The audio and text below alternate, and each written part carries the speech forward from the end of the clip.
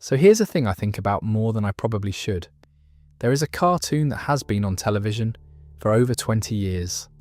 And if you try to describe it flatly to somebody who had never seen a single episode, they would assume you were making it up. A CIA man, his wife, 2 teenagers, a talking goldfish who used to be a German athlete, and a grey alien living in the attic who owns a massive collection of wigs. That's American Dad. And tonight we're just going to wander through all of it. Where it came from, who lives in that house, the backstories, the running gags that quietly turned into decade-long sagas without anyone announcing it, the episodes where the show stopped looking like itself entirely, and the genuinely daft story of how it kept getting cancelled and kept coming back. There's no big reveal at the end, nothing builds. Drift off whenever you like, you won't miss a payoff, because there isn't one. If you fancy sticking around for more of these, subscribing helps. Right, let's go back to the start. The origin of American Dad is, I think, the funniest possible origin for a show that eventually became almost entirely about a man having an emotional breakdown over a lawn or a fish having an existential crisis in a bowl. Because the way Seth MacFarlane tells it, the whole thing started as venting.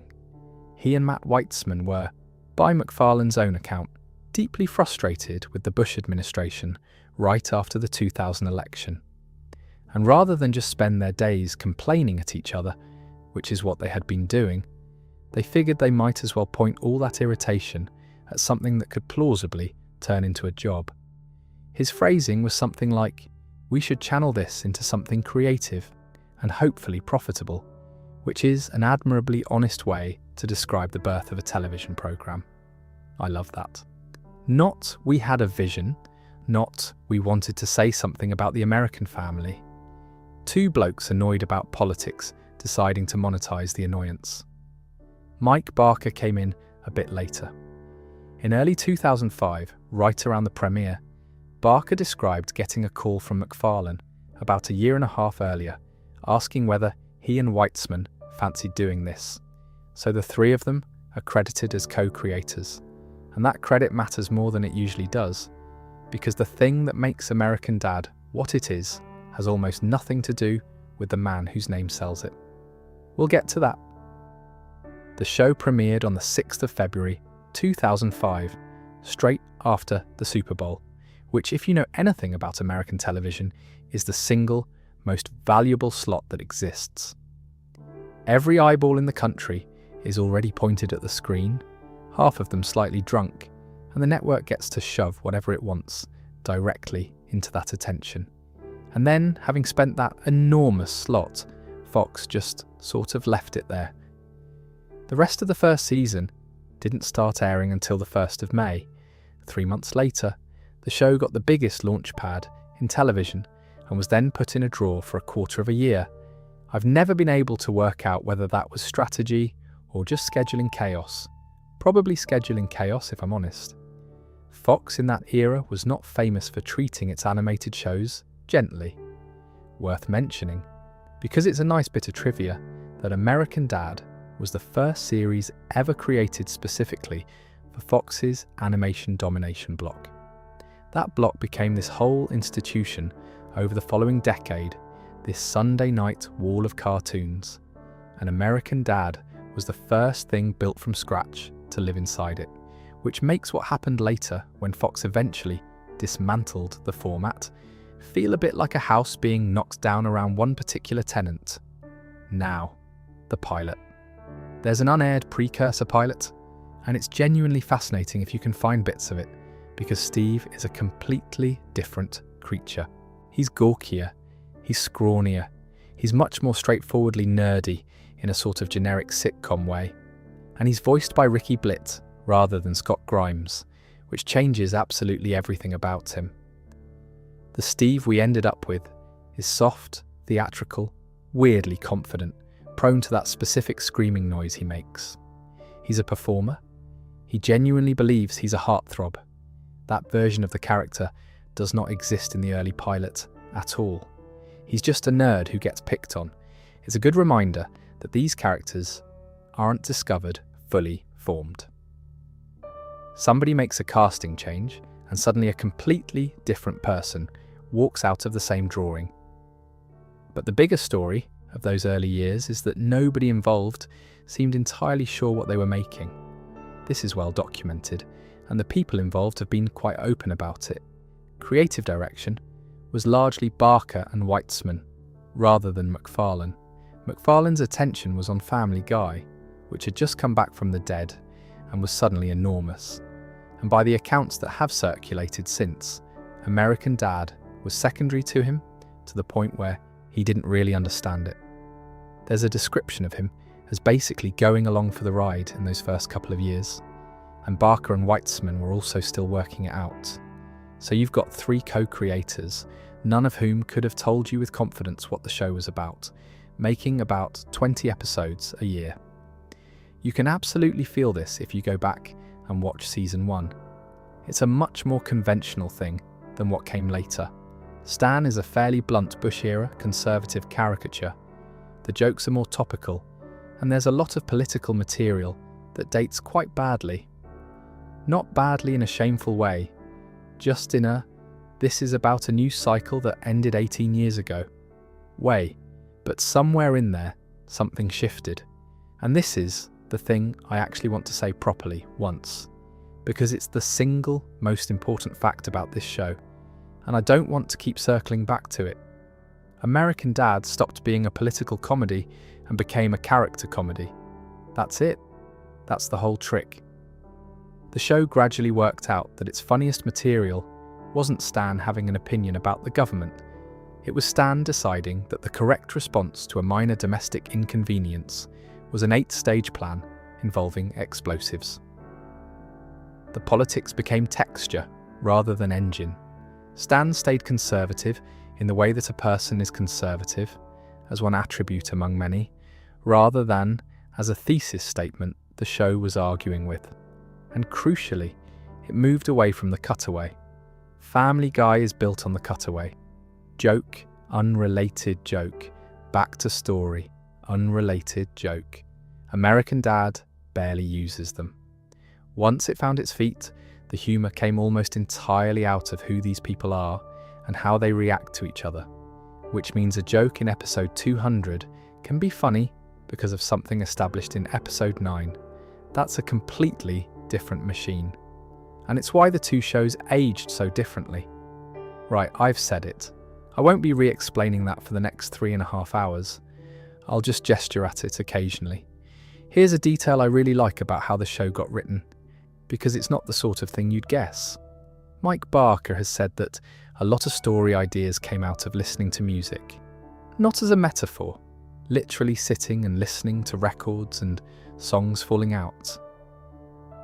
He went to Bonnaroo in 2008 and watched My Morning Jacket play a 4-hour set in the middle of a rainstorm, and talked afterwards about how grateful you are when you hear music that gives you good ideas. He also singled out Wax Fang, a band out of Louisville, as a recurring source of inspiration. And that's not just a nice anecdote, because Wax Fang's music ends up actually inside the show later on, in one of its best episodes. We'll get there. But I think it's genuinely lovely that a chunk of a Fox animated sitcom traces back to a bloke standing in a field in Tennessee getting soaked. The other thing about those early years worth sitting with is how little anyone expected of this show. It was the second MacFarlane cartoon. It aired next to Family Guy, which was the loud, quotable, culturally enormous one. American Dad was the other one, the one you watched because it was on afterwards. There's a whole genre of internet forum post from about 2007 to 2010 where somebody sheepishly admits they think American Dad might actually be better and gets absolutely piled on for it. That was the standard position for years. American Dad was the show you defended, and I understand why. If you only ever saw a couple of early episodes, you'd have no reason to think otherwise. The show that people eventually fell in love with took a genuinely long time to arrive, which is unusual. Most shows are at their sharpest in the first 3 seasons and then decline. This one did the opposite, and it did it slowly enough that a lot of people simply weren't watching by the time it happened. I do think there's something in the fact that it was never the flagship. Nobody was protecting it. Nobody at the network was watching every frame, worried about the brand. Family Guy was the asset. American Dad was allowed to get strange because it didn't matter enough for anyone to stop it. That's not a rule that holds up everywhere, obviously. Plenty of shows nobody was watching just quietly got worse. But in this case, the neglect turned into freedom. And the freedom turned into an episode staged as a 1950s theatre production, and a 15-year storyline about a cursed object, and a bottle episode set entirely in space with almost none of the main cast in it, none of which anybody would have greenlit if they'd been paying attention. One more production note before we move on, because it comes up constantly and it's worth having in your head early. The writers on this show have always been extremely relaxed about continuity. Not sloppy exactly, relaxed. Weitzman has said outright that they're flexible with canon. Ages change, backstories contradict each other. Characters die and come back with no explanation offered, and none apparently required. And you'd think that would undercut everything I've just said about it being a character-driven show that builds on itself. But it doesn't, weirdly, because the things they choose to remember are the emotionally load-bearing ones. They'll forget how old Klaus is 6 times over, and then pay off a joke from season 1 15 years later with total precision. They remember what matters to them, and they bin the rest. Which is, when you think about it, exactly how actual people handle their own histories. Anyway, since we're on the subject of what the show turned into, let's talk about where it actually takes place. Because the town does a lot of quiet work that nobody credits it for. Start with the name, because the name is the joke and a lot of people miss it. Langley Falls, Virginia. Langley being, of course, the actual real-world location of CIA headquarters. So the show's fictional town is named after the intelligence community's front garden, and then given the suffix of a sleepy little American town where nothing happens. Langley Falls sounds like somewhere you'd retire to. It's meant to sound like somewhere you'd retire to, and that tension is basically the whole geography of the show.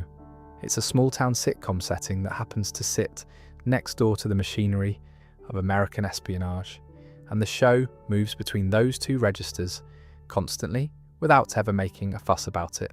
Stan will spend the morning in a facility where they do genuinely horrifying things to people, and then come home and be annoyed about a neighbour's hedge. The town itself is quite generously drawn for a cartoon.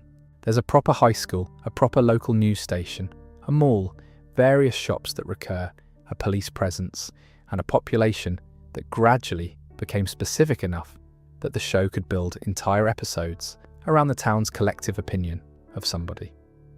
That last bit becomes really important later, and I'll leave it there for now. But the actual centre of gravity is the house. It's a fairly standard suburban American home from the outside. 2 stories, garage, front lawn, the whole arrangement. Inside it's the usual sitcom furniture, the living room where everyone gathers, the kitchen where the arguments happen, the dining table where the episode's problem gets stated out loud at the start. And then there's the attic. The attic is not a room in this house. The attic is a separate location with its own rules, its own decor, its own economy, and functionally, its own opening hours. It's where Roger lives, and over the years he built it out into something closer to a small bar district than a storage space. There's Roger's place, which is his bar. An actual bar with stools and a counter and a stocked back wall in the attic of a family home. And the genuinely funny bit is that the family treat going up there as a night out. They'll get changed, they'll say they're going to the bar, then they climb a ladder in their own house and drink with the alien for the evening. I think that's one of the most elegant jokes in the entire show, because it's never really explained and never needs to be. It's just accepted. Roger built a bar upstairs, and now that's where people go. The attic also holds the wardrobe, which is a whole subject on its own, and I'm saving it, because it deserves proper time later. Right? The neighbours? Greg Corbin and Terry Bates live next door, and they were, for the first decade or so, one of the best things in the show, co-anchors at the local news station, and a couple, and the pair of them are constructed very deliberately as a foil to Stan and Francine. Because Stan and Francine are chaos, they're volatile, they undermine each other constantly, they've both done things to the other that in a live action show would end the marriage in about 4 minutes. Greg and Terry, meanwhile, have normal problems, mild bickering, small domestic disagreements. They're the functional couple, and the show uses them as a measuring stick so that whenever the Smiths do something monstrous, you can look over the fence and see two people handling life like adults. They also have this brilliant habit of delivering wildly inappropriate personal details on air to total strangers in that smooth local news cadence, which never stopped being funny. They adopt a daughter, Liberty. They have a French bulldog named Heath Ledger. I don't have anything clever to say about that. I just think naming a French bulldog Heath Ledger is very funny, and I wanted to say it out loud. Stan's relationship with them starts, predictably, from a place of prejudice. He does not approve of them, largely on reflex, and then across the run, he just gradually accepts them, partly through a few big lesson episodes where he learns something, and partly through the accumulated experience of living next to two people who are perfectly nice, which is, again, more or less how it happens in real life. Though I'll say this, he does still kidnap their baby at one point. That happened. Stan learning to be a better person is a process with some quite significant setbacks in it. Then there's Al Tuttle, who I have enormous affection for. Tuttle is one of those characters who nobody would list as a main cast member, and who has quietly accumulated an enormous number of appearances. Across the years, he's the neighbour. He's just there. He throws parties, he shows up in the background. He got a genuine second wind in the later seasons, where he's suddenly turning up constantly. Tuttle is the closest this show has to a mascot for its own patience. Give it long enough, and the guy across the road becomes a beloved character purely through attendance. Now the school. Pearl Bailey High School, where Steve does his 9th grade, and the home of one of the show's genuinely great supporting characters. Principal Lewis. Principal Lewis is voiced by Kevin Michael Richardson, and the character is this extraordinary combination of a man in a position of authority over children and a man who very clearly should not be within 100 metres of a school. His backstory accumulates over the years into something like a criminal record with an educational qualification stapled to it. He's had a life. A lot of that life appears to have been illegal, and the show plays him almost entirely straight in the sense that nobody at the school ever seems particularly alarmed. He's the principal. That's the job. Everyone's fine with it. The other half of the show's geography is the workplace, and honestly, the CIA offices function as a second family home. There's an entire supporting cast there who show up with the regularity of relatives. Dick Reynolds, who is exactly as unpleasant as he sounds, and is voiced by David Kuchner, which is perfect casting. Duper, Jackson, Sanders. A whole floor of people whose job is nominally national security and whose actual on-screen activity is mostly office politics and increasingly deranged after-work socialising. And presiding over all of it, Avery Bullock. Now here's the fun fact, and I know a lot of people already know this one, but it genuinely delights me every time. Bullock is voiced by Patrick Stewart. Not a sound-alike, not somebody doing a Patrick Stewart. Actual Sir Patrick Stewart, who has been showing up to record this character since 2005 and is still doing it now. And he loves it. He gave a talk at the Oxford Union back in 2013 where he said the role had given him as much pleasure as almost anything in his career, and specifically praised the writing as brilliant and scabrous and provocative, and then said the people making it were lovely, which is a very Patrick Stewart way to compliment a cartoon about a man with an alien in his loft. The other detail that goes around is that in all his time saying genuinely appalling things as Bullock. There's apparently been about one line he wouldn't do. One. Everything else? Fine. There was a single joke that crossed a line, and he passed on it. I find that a great insight into how these things actually work.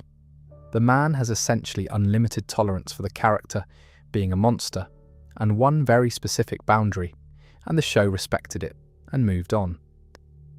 Bullock as a character is worth sitting with too, because he's this brilliant collision of the classic authoritative spy chief and a man in the middle of a very long personal collapse. He'll deliver a briefing with total gravitas and then reveal something about his personal life that suggests he has not been well since roughly 1988. The voice does an enormous amount of work there. It's the seriousness of the delivery against the content of the sentence. There's one more thing about the setting I want to flag, because it's structural rather than a fact, and it explains a lot about why the show works. The Smiths have somewhere to go. That sounds obvious, but it isn't. A lot of animated sitcoms are basically house shows. The family, the sofa, occasional excursions. American Dad has 3 fully populated environments, running at all times. The house, the school, and the agency. And each one has its own supporting cast, its own recurring bits, and its own tone. Which means the show can put any character in any of 3 worlds and generate a story. Stan at work, Stan at home, Steve at school, Roger anywhere, obviously, because Roger can be anyone, and the B plots can happen in a different environment entirely from the A plots without anyone having to explain how they got there. 20 years is a lot of episodes. Having 3 houses instead of 1 is how you get there without repeating yourself into the ground. The town also has this quality where it can turn on you, because the population is specific enough and consistent enough. The show can do episodes where the entire town has a shared opinion, or a shared memory, or a shared grudge. And it lands, because you've met these people. That's not a small achievement for background characters in a cartoon. I'll leave the town there for now, though we'll be coming back to it, particularly when we get to a certain persona of Rogers who has personally wronged every single resident. But now, let's talk a little about the man the show's actually named after. What does Stan Smith actually want? I think that's the useful way in, because if you ask what he does, you get a list of increasingly unhinged incidents that don't add up to a person. But if you ask what he wants, the answer is embarrassingly simple, and it's been the same for 20 years. He wants his family to love him, and he wants to be right. And those 2 things are almost always in conflict, because he is very rarely right, and his method of pursuing both simultaneously is to escalate. That's the engine. Stan decides something is true, commits to it with the total confidence of a man who has never once been wrong in his own recollection, and the episode is just the wreckage that follows. The version of Stan in the earliest seasons is a fairly blunt object. He's a conservative caricature, built to be argued with, usually by Haley, and a lot of those early episodes are structured as a debate where Stan holds a position. The world demonstrates he's wrong, and he grudgingly adjusts by about 4% before the credits. That version of the character has a ceiling. You can do maybe 40 of those. What happened instead, and it happened gradually enough that you can't point at the episode where it changed, is that his politics stopped being the point and his personality took over. He remained conservative in the way a person is conservative, as one of several facts about him. But the show stopped being interested in whether he was right about anything and got very interested in the specific texture of his stupidity. And his stupidity has texture. That's the thing. Stan isn't dumb in a broad way. He's dumb in extremely precise ways. He is capable of tremendous competence in his professional life, and then completely unable to process a basic emotional statement from his wife. He can execute a tactical operation and cannot understand why his son is upset. There's a common read online that Stan got softer over the run, and I don't really agree with that. He didn't get softer, he got weirder. There's a difference. A softer Stan would be a Stan who learns. Stan does not learn. Stan simply has more elaborate and stranger obsessions as the years go on, and the show got much funnier when it stopped trying to teach him anything. The job is worth talking about because the show's relationship with the CIA is quite deliberately unstable. Officially, Stan is a CIA agent, and his exact competence at that job fluctuates enormously depending on what the story needs. In some episodes, he's a genuinely formidable operative who can fight his way out of a building. In others, he's the office idiot who's been kept on out of institutional inertia. The show does not attempt to reconcile these, and I think that's correct. Trying to establish a fixed skill level for a cartoon character is a fool's errand, and it would kill about half the available stories. What is consistent is his attitude toward the job. He loves it.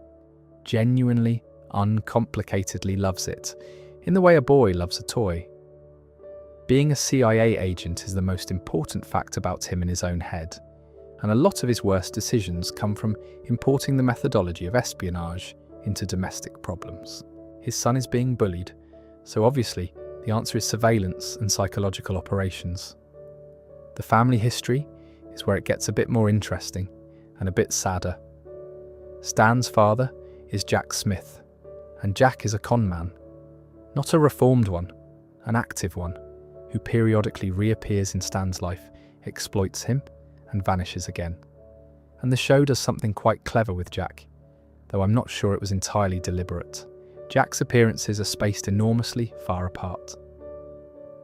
He turns up, and then it'll be months or years of real time before he shows up again. Then another gap of similar length, and the effect of that, if you're watching the show as it airs across years of your own life, is that Jack Smith functions, in your experience, exactly the way an absent father functions in a child's. You forget about him. Then suddenly there he is. Then he's gone again for ages. Whether the writers planned that or whether it's just a scheduling accident, it works. It genuinely works. Stan's mother is Betty, and Stan also has a half-brother, Rusty. And I'll leave those threads there, rather than pulling on them, because the show pulls on them fairly rarely itself. But the childhood material matters because it explains the thing Stan is always doing. Stan is a man who had a bad father and has decided, with enormous force of will, to be a good one.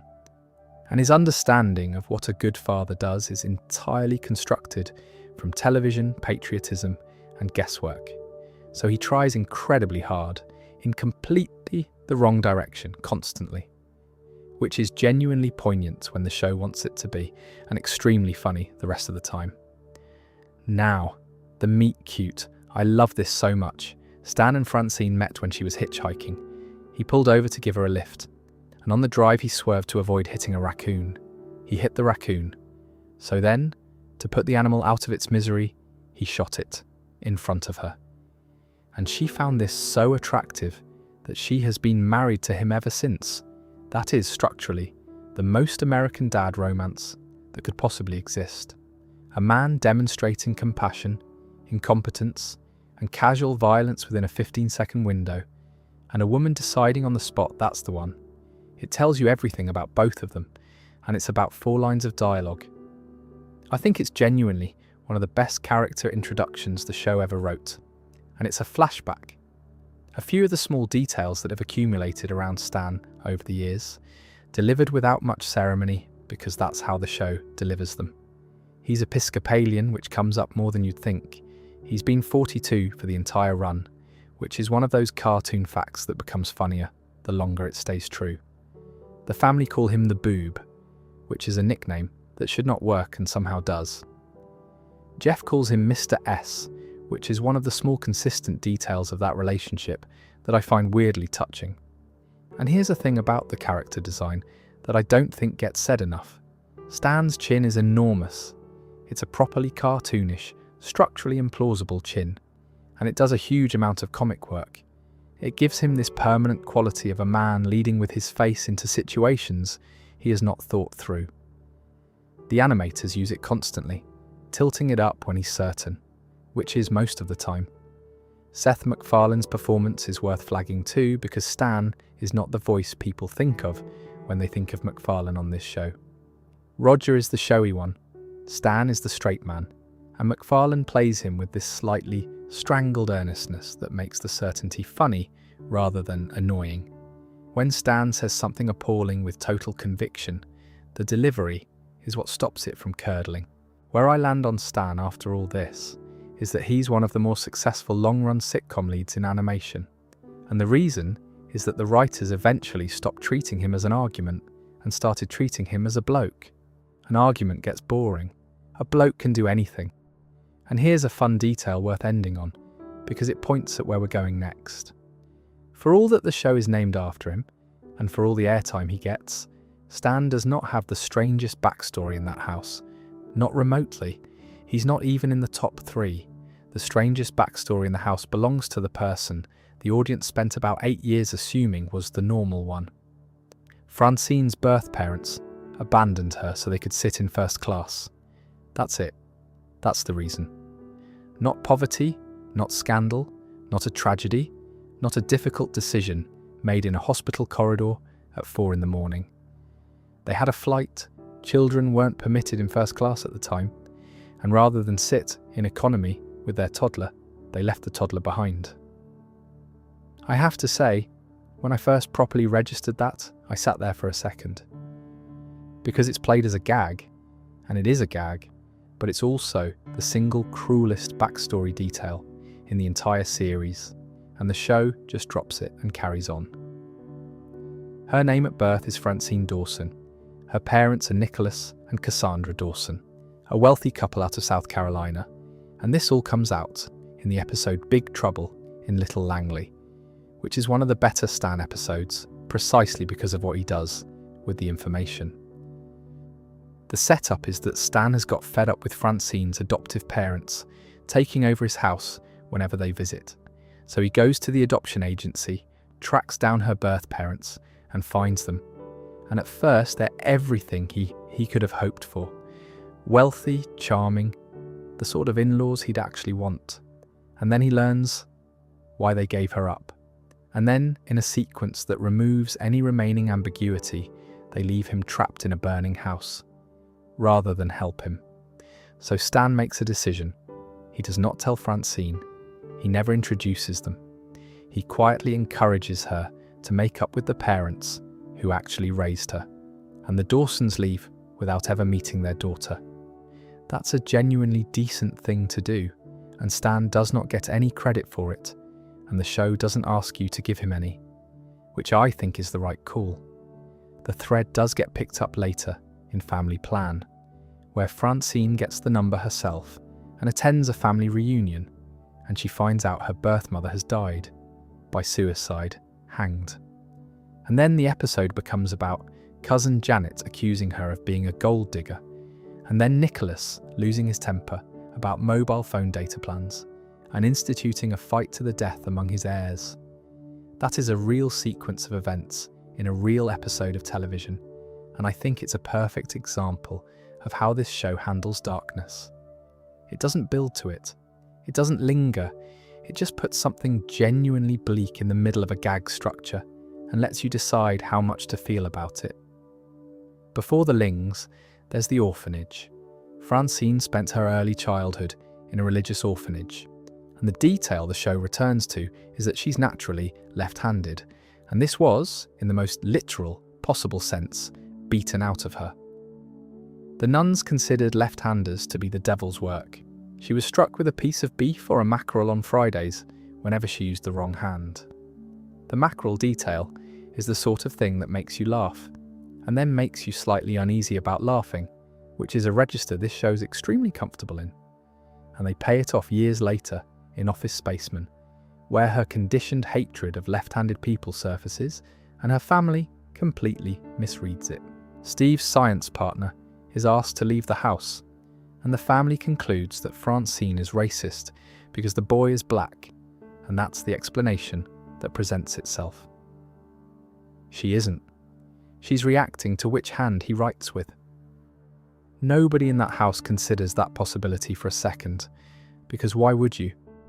At 7, she's adopted by Baba and Mama Ling, a Chinese-American couple, and takes their name, Francine Ling, and the show makes proper use of this rather than treating it as a one-line fact. She speaks fluent Chinese, and she uses it. She'll talk to her parents in front of Stan specifically, so he can't follow the conversation, which is a lovely small piece of marital warfare, and also just an accurate depiction of how bilingual families operate.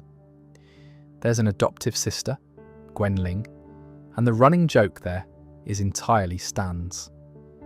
Gwen is, according to Stan, extremely attractive, and he mentions this every single time she comes up, with no self-awareness whatsoever in front of his wife.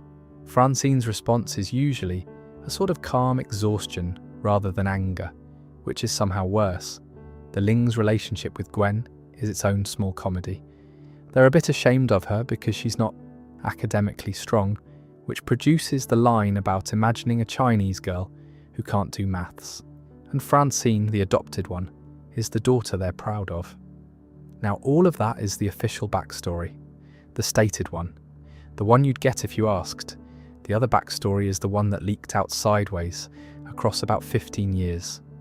Because slowly, without any announcement, the show established that Francine Smith has done a truly extraordinary amount of stuff. She was wild in the 80s, she has been in cults, she has worked in strip clubs, there's underground fighting, there are, and I want to be careful here because the show is deliberately vague, multiple killings, and none of it is ever a reveal. That's the part that makes it work. There's no episode called The Truth About Francine. It just comes out in passing, mid-conversation, as a throwaway. She'll mention something that would be the entire plot of a prestige drama, and then ask if anyone wants a sandwich. I genuinely admire that. It's a sitcom letting the mum character be the most unhinged person in the house, without ever making it the point of an episode, and I can't think of many other shows that would resist the temptation. There's also a brief acting career in her past which leads to my favourite of her long-running grudges. She appeared in an episode of Scarecrow and Mrs. King alongside George Clooney, and Clooney stole her line. Took her one moment, and she has, in her own words, never got over it. That grudge eventually becomes an entire episode, Tears of a Clooney, where Stan helps her get revenge as a birthday present. The gift is helping his wife make George Clooney cry, which again is a very specific understanding of romance that I think fits both of them perfectly.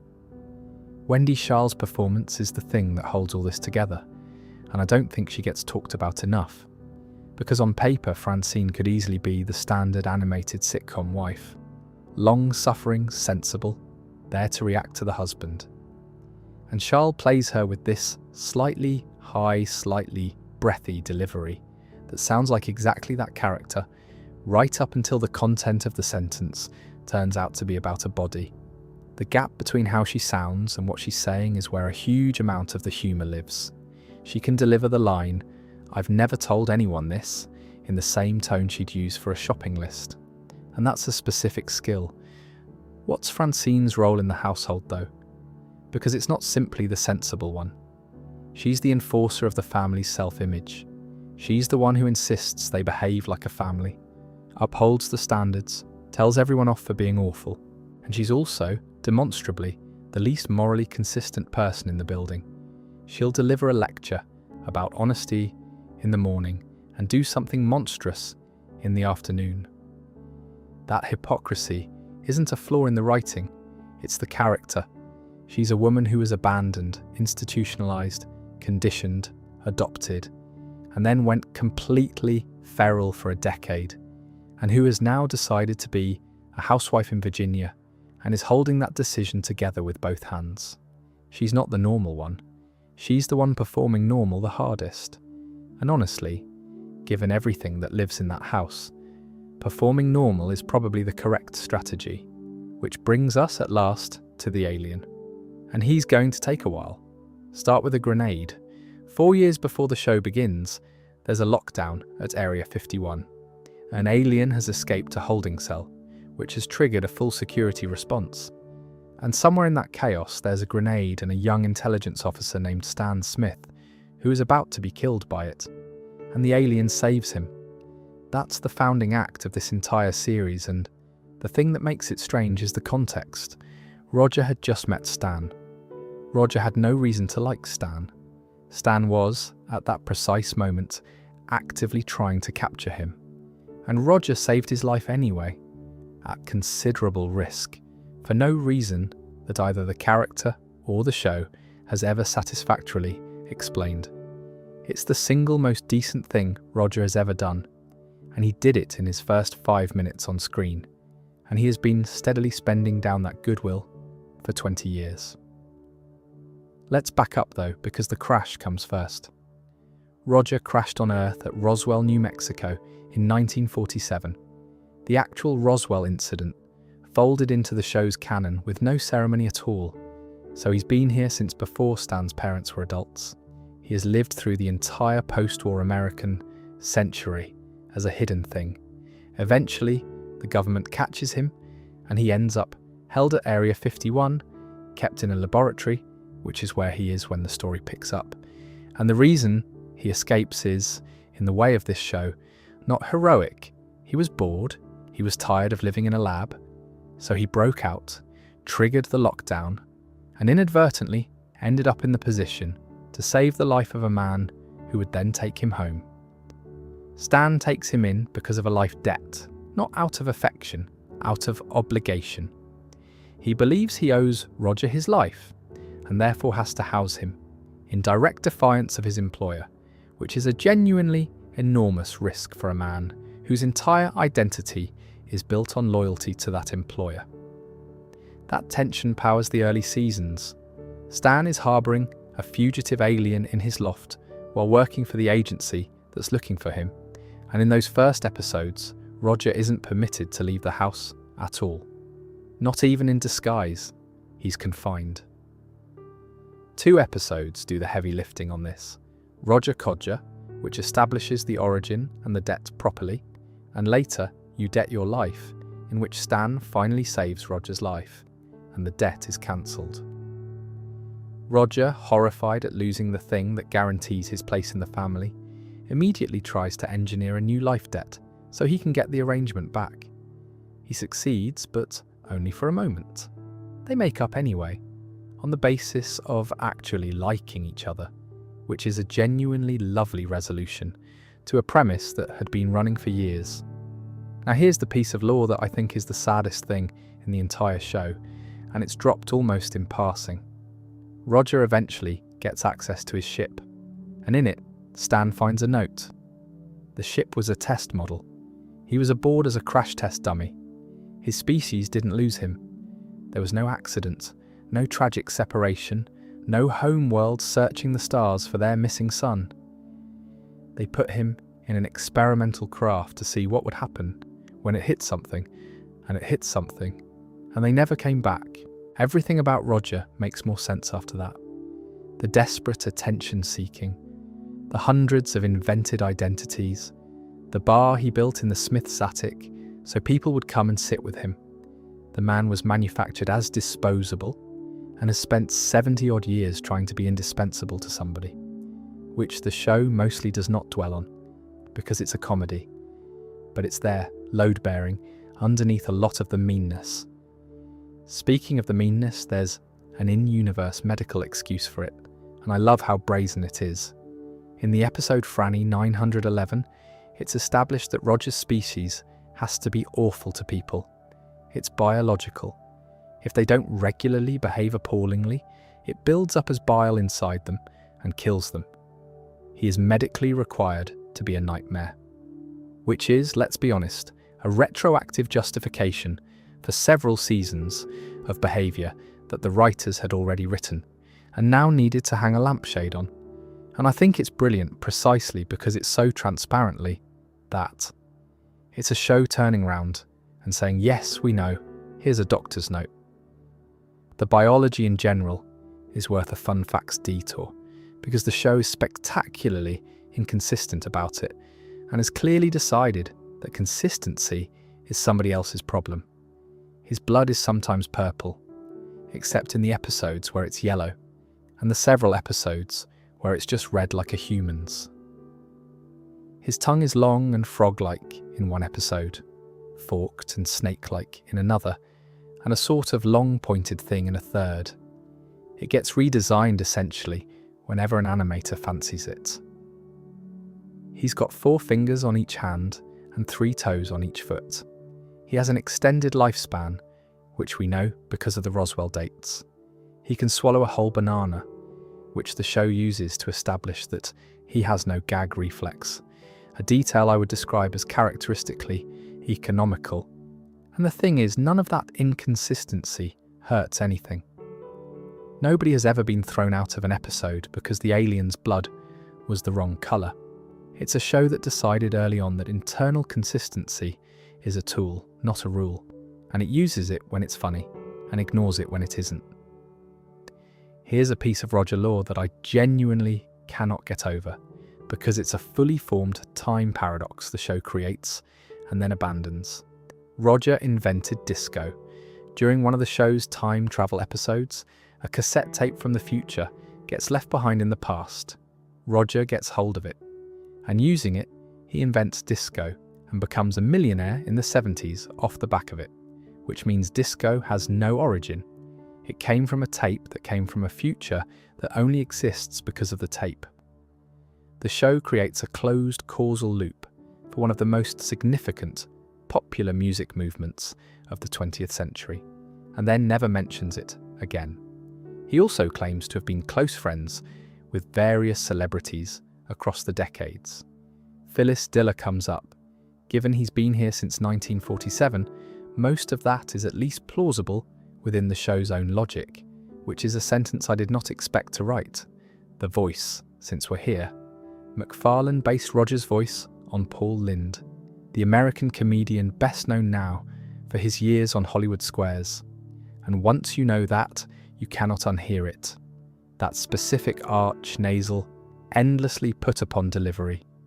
It's an incredibly precise homage, and it's a slightly odd reference point for a show that premiered in 2005, which is part of why it works.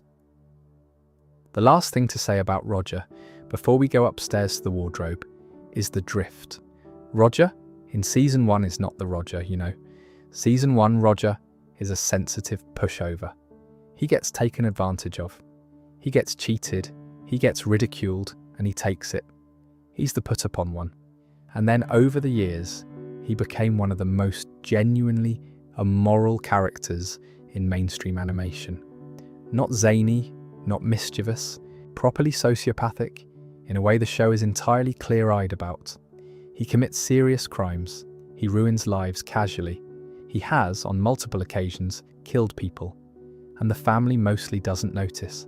That's the running gag underneath everything. Stan, Francine, and Haley are his most frequent victims and are fully aware of what he actually is. The 2 exceptions are Steve and Klaus, who both know exactly what they're dealing with and are both powerless to do anything about it. Steve knows because he spends the most time with him.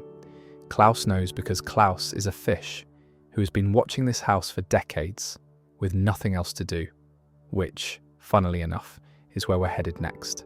But first, the closet. The wardrobe is the best idea this show ever had, and the funniest thing about it is that, at its core, it's just a filing system. Here's how it works. In universe, Roger cannot go outside as himself, so he puts on a costume. And the costume does not, in any meaningful sense, disguise him. He does not hide the grey skin. He does not conceal the shape of his head, or the enormous black eyes. He puts on a wig, some clothes, occasionally a moustache or some padding, and walks out the front door. And everyone in Langley Falls sees a completely different person.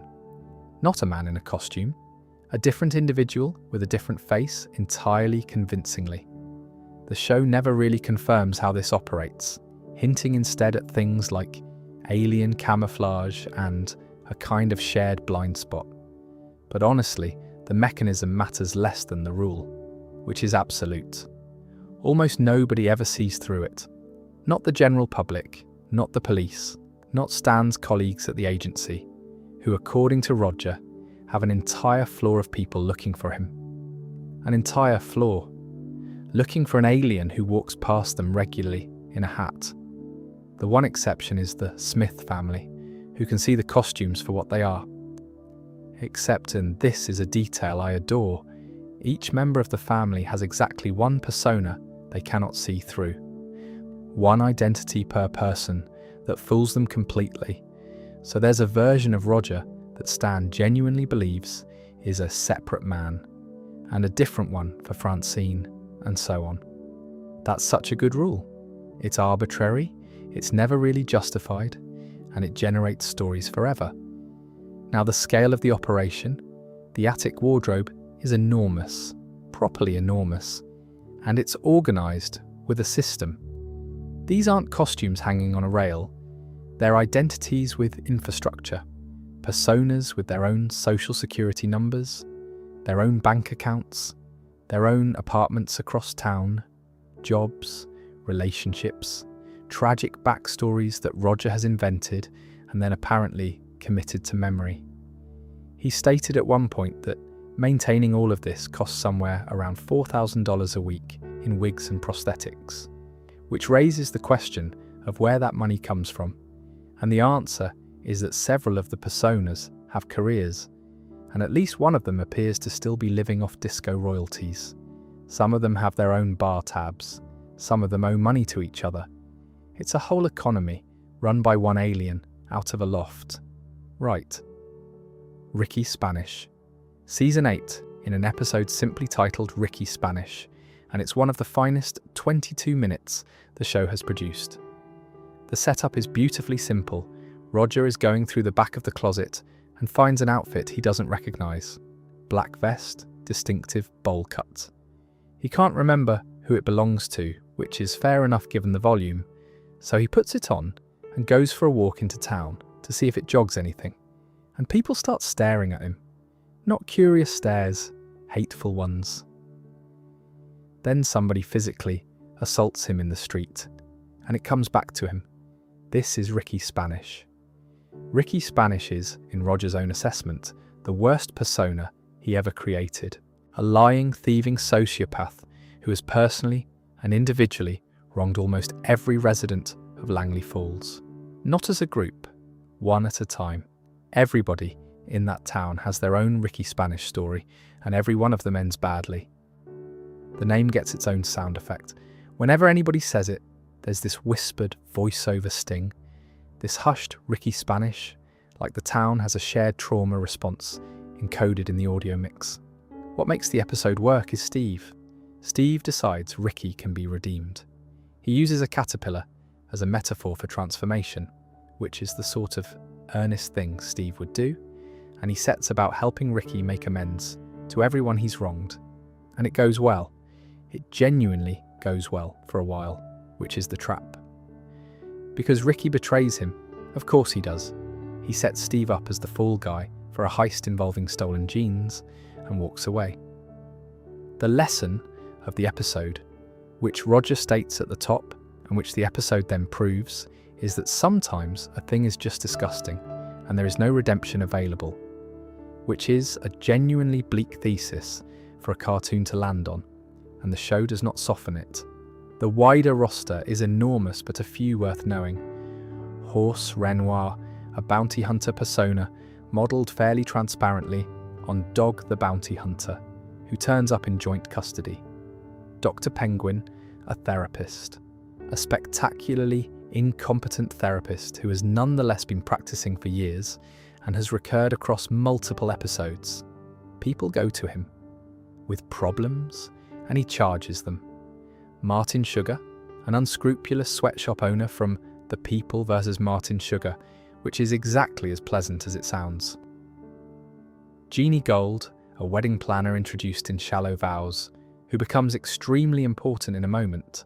Scotch Bingington, the ultimate party animal, created in Spring Breakup because Roger got angry watching an MTV program about the previous year's biggest party and decided to throw a better one, filling the Smith house with busloads of college students while Francine was away.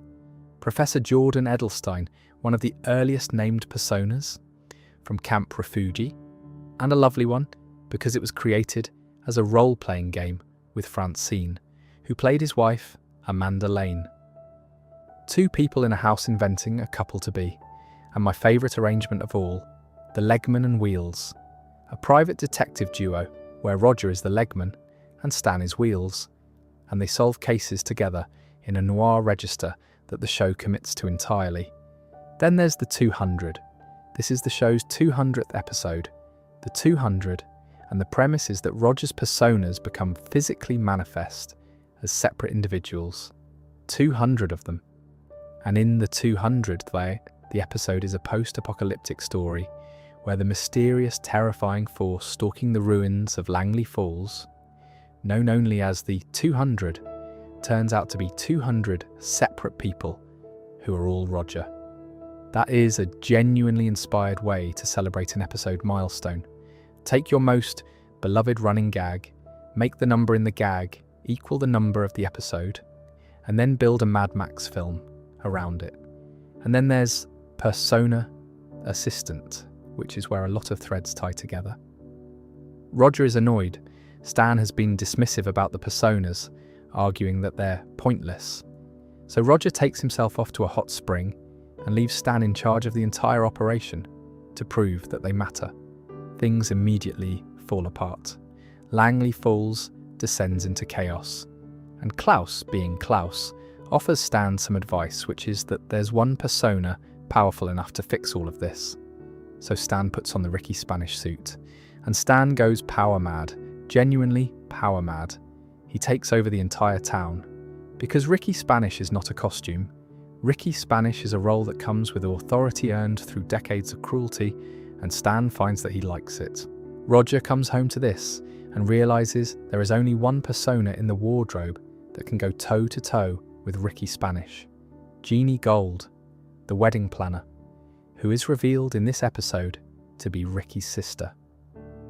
The show established a familial relationship between two of one alien's disguises, and it treats this as a serious dramatic revelation. I think about that a lot. The confrontation ends when Rogu, also dressed as Ricky Spanish, slits Stan's throat, which sounds like a lot. It is in fact fine because what he's cut open is the inner lining of the Roger suit, and once it's peeled off, Stan returns to normal. Which brings us to Rogu, who was born in that same episode out of a tumour.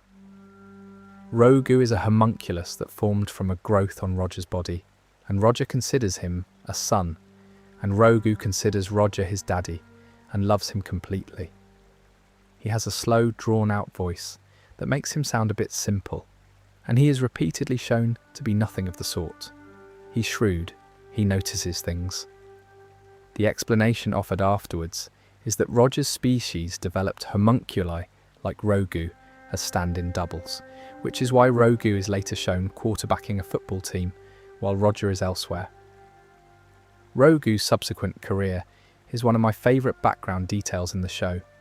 He attends Tuttle's Eclipse party, he helps out with Steve's arm at one point, and at some stage he forms a ska band and rents the attic from Roger to rehearse in, and Roger's assessment is that they play badly. An alien renting his own loft to his tumour's ska band. There's no note, nothing to add. And since we're in the house anyway, we should talk about the fish, because his situation is somehow bleaker than the aliens. Klaus Heisler was an East German Olympic ski jumper. Then the CIA swapped his brainwaves with a goldfish, so that East Germany wouldn't take the gold medal, and he has been in a bowl ever since. That's the premise, and I want to sit with it for a second longer than the show ever does, because the show established this in the pilot, and then spent 20 years using it as a punchline. This is a man. An adult human being with a career, a country, presumably a family, friends, a coach, a training regime, ambitions. He was at the top of an extremely difficult sport, and a foreign intelligence service decided that his winning would be politically inconvenient, and rather than doping him or injuring him or bribing him, they took his mind out and put it in an ornamental fish for a medal in a sporting event. And the reason that's funny rather than horrifying is entirely down to how the show plays it, which is with complete indifference. Nobody in that house treats it as a tragedy. Stan treats it as an administrative matter, and Klaus himself has been complaining about it in a German accent ever since, which somehow drains the horror out of it. Right, the Olympics thing. The show says this happened at the 1986 Winter Olympics. There was no 1986 Winter Olympics. The Winter Games ran in 1984 in Sarajevo, and then in 1988 in Calgary. There is no 1986. It doesn't exist, they made it up. And what I love is that the show has never corrected it. It's been restated across the years, in different episodes, by different writers, and 1986 remains the official date of an Olympic Games that did not occur. At this point, I'd argue it's not an error anymore, it's canon. There was a 1986 Winter Olympics in this universe. Presumably, it went ahead, and nobody got a medal in the ski jump, because the favourite turned into a fish. Now, what happened to his body, which is genuinely one of the grimmest running threads in the show? The swap goes both ways, so the goldfish's mind ends up in Klaus's human body. And the goldfish, being a goldfish, does what a goldfish does when it finds itself somewhere unfamiliar, which is head for water. Klaus's human body walked into a nearby stream and drowned because a goldfish brain does not know that a human body needs air. The body was later recovered by the CIA, frozen and stored, and then, in the episode Dar Flippity Flop, we learn what became of it. Some CIA scientists chipped ice off the block to make margaritas, which is how Klaus's original human form ended up too degraded to be usable. His one route back to being a person was ruined by cocktails. That episode is worth going through properly because it's a great one. Klaus manages to swap into Stan's body. So now Klaus is walking around as Stan, and Stan is stuck in the fishbowl. And eventually, Stan gets into Klaus's original frozen corpse and chases him to a ski resort. And in the pursuit that follows, Klaus's old body is comprehensively destroyed. Broken jaw, both arms gone, bisected. By the end of the episode, the thing Klaus spent 25 years dreaming of getting back has been reduced to parts, and he goes back into the bowl. It's a proper tragedy, presented as a comedy chase sequence, and the show does not pause on it for a second. Klaus's position in the household is the punching bag, and the thing that makes it work is how aware the show is of that. There's a whole running joke, at the show's own expense, that even the writers forget Klaus exists. He'll turn up after a long absence and comment on it. He'll complain about not being in the episode. There's a version of self-referential humour that's just smug, and there's a version that's a genuine acknowledgement of a structural problem, and Klaus is mostly the second one, because he's quite hard to write for. He's a fish. He can't go anywhere. Any plot involving Klaus requires somebody to carry him. The solution the show landed on is that he scoots around the house in a dish of water, which is both practical and inherently a bit undignified, which suits him. His canon is a shambles, and delightfully so. He claims at one point to have attended Arizona State University in the 90s, which is difficult to square with having been in a bowl since the 80s. Nobody addresses this. He says he's a Green Bay Packers fan, which is a very specific thing for an East German to be. His stated age drifts wildly. He's given as 42 at one point, then 55, then Stan states he's 58. Across a handful of seasons, he ages 16 years, which is either a continuity problem or the most accurate depiction of aging ever committed to animation. When Stan finally grants him American citizenship, in One Fish, Two Fish, he gets to choose a new name for himself. Any name he wants. A fresh start, a new country, a new identity. He picks Ace McNasty. I think that's genuinely one of the funniest character choices in the run, because it tells you exactly what this man thinks he is and how wrong he is about it in 2 words. The name Heisler, incidentally, comes from a writer on the show called Keith Heisler, and even the spelling isn't stable. Subtitles on a couple of episodes render it Heisler with a double S, while a book he holds up on screen in the boring identity spells it Heisler. The show cannot consistently spell its own character's surname and has been going for 2 decades. D. Bradley Baker voices him, and if you don't know that name, you almost certainly know the work. He does Perry the Platypus, he does Captain Rex, and in fact essentially the entire clone army, meaning he's had conversations with himself for hours of television. He does Appa and Momo. He's one of the great creature and character voices working, and one of his longest running gigs is a depressed German fish. The early seasons had a bit where Klaus openly pined for Francine and would scheme, in a low-effort way, to take her from Stan, and the show quietly retired that, which I think was correct. It was a fine gag in 2005, and it was going to get uncomfortable if it ran indefinitely. It just faded out, and nobody made a thing of it. Where Klaus ended up instead is somewhere better, honestly. He became the house's resident cynic and enabler. He's the one who gives terrible advice. Not out of malice particularly, out of boredom. He's a man who has been sitting in a bowl since the Cold War, eventually ending up in someone else's kitchen where the only entertainment available is watching what happens when he suggests something dreadful. He's the one who told Stan about the Ricky Spanish costume, for instance. That was Roger. He wanted to see what would happen. And that's the thing about Klaus that I think the show gets exactly right.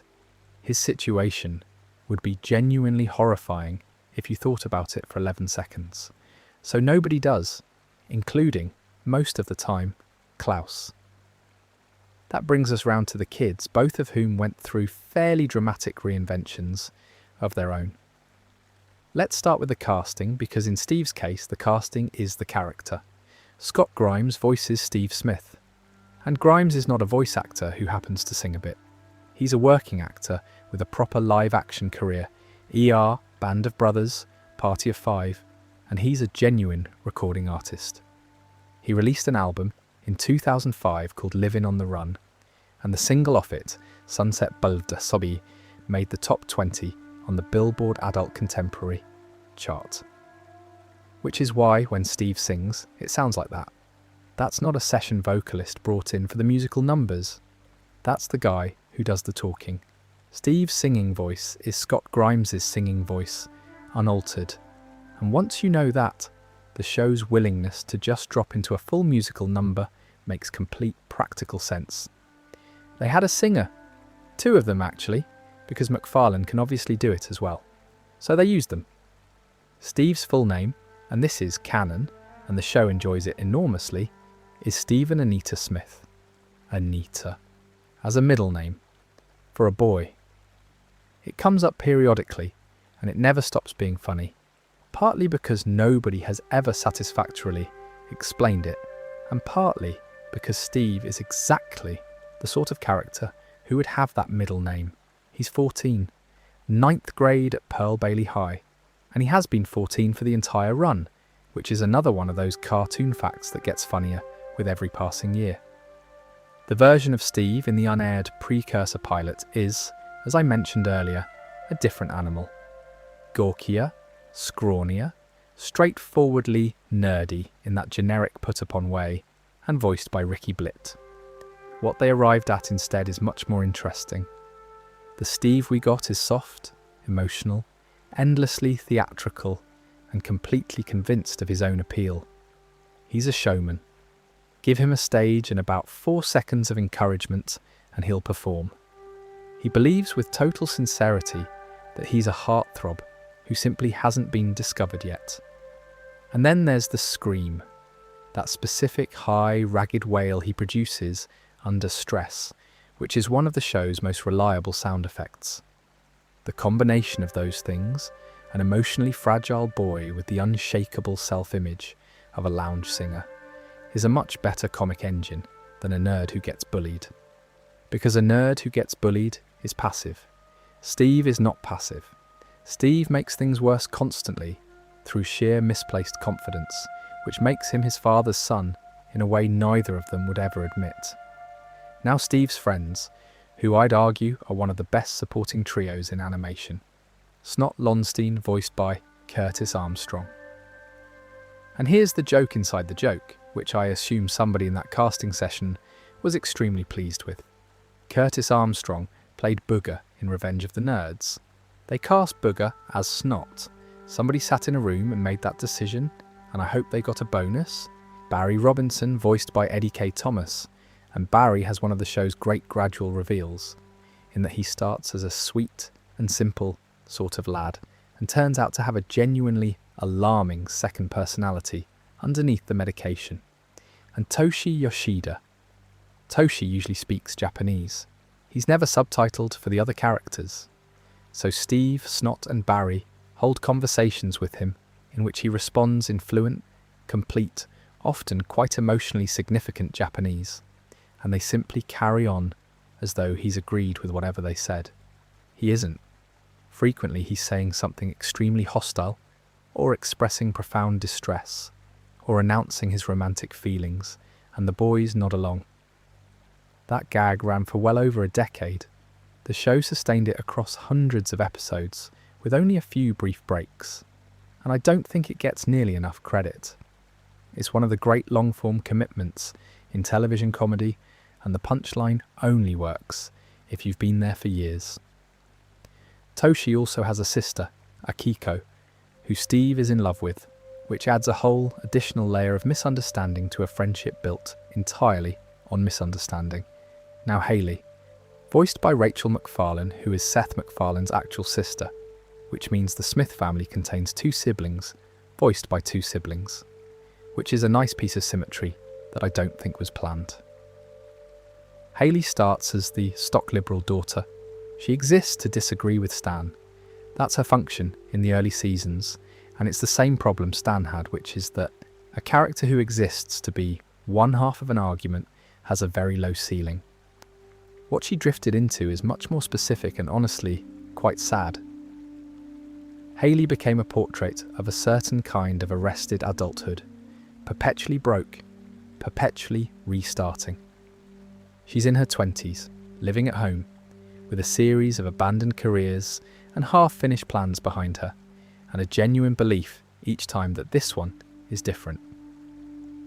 She's not lazy. She works constantly at things that don't lead anywhere. The politics stayed, but the politics became one detail among many rather than her whole personality, which is exactly the same evolution her father went through. And then Jeff Fisher, starts as the stoner boyfriend, becomes the husband, and then becomes something like a full member of the household. And here's the thing about Jeff that never stops being funny to me. He's voiced by a real voice actor called Jeff Fisher. The character is named after him and openly based on him, which creates a genuine chicken and egg problem that fans have been chewing on for years. Was he cast to voice himself? Or did the character come first and then they found the man? His own website confirms the character is based on his real-life persona, and Fisher has a substantial career elsewhere, doing work in God of War, Star Wars, Final Fantasy, and Call of Duty titles. So somewhere there's a bloke who does voices for enormous video game franchises, and his most famous role is playing a version of himself as a stoner who married into a cartoon family. The marriage is worth flagging as a structural achievement, because Haley and Jeff got married and it stuck. That's genuinely rare in this format. Animated sitcoms hate permanent change. The whole model is built on the reset, where everything returns to position by the closing credits, so the episodes can be aired in any order forever. An American Dad, having established this Haley and Jeff thing, just kept it. They're married. They live in the house. They have a marriage with actual texture to it, arguments that recur, patterns that develop. Later seasons run entire stories about the specific dysfunction of their relationship, the ways they avoid talking to each other, the things they've stopped bothering to fix. It's the show's single most durable status quo change, and it opened up an enormous amount of material. Jeff himself is worth a word, because on paper, he's the least interesting person in the house. He's a stoner. That's the joke. He's slow, he's amiable, he's usually confused. But the show found something in him, which is that Jeff is the only person in that building who is straightforwardly uncomplicatedly kind.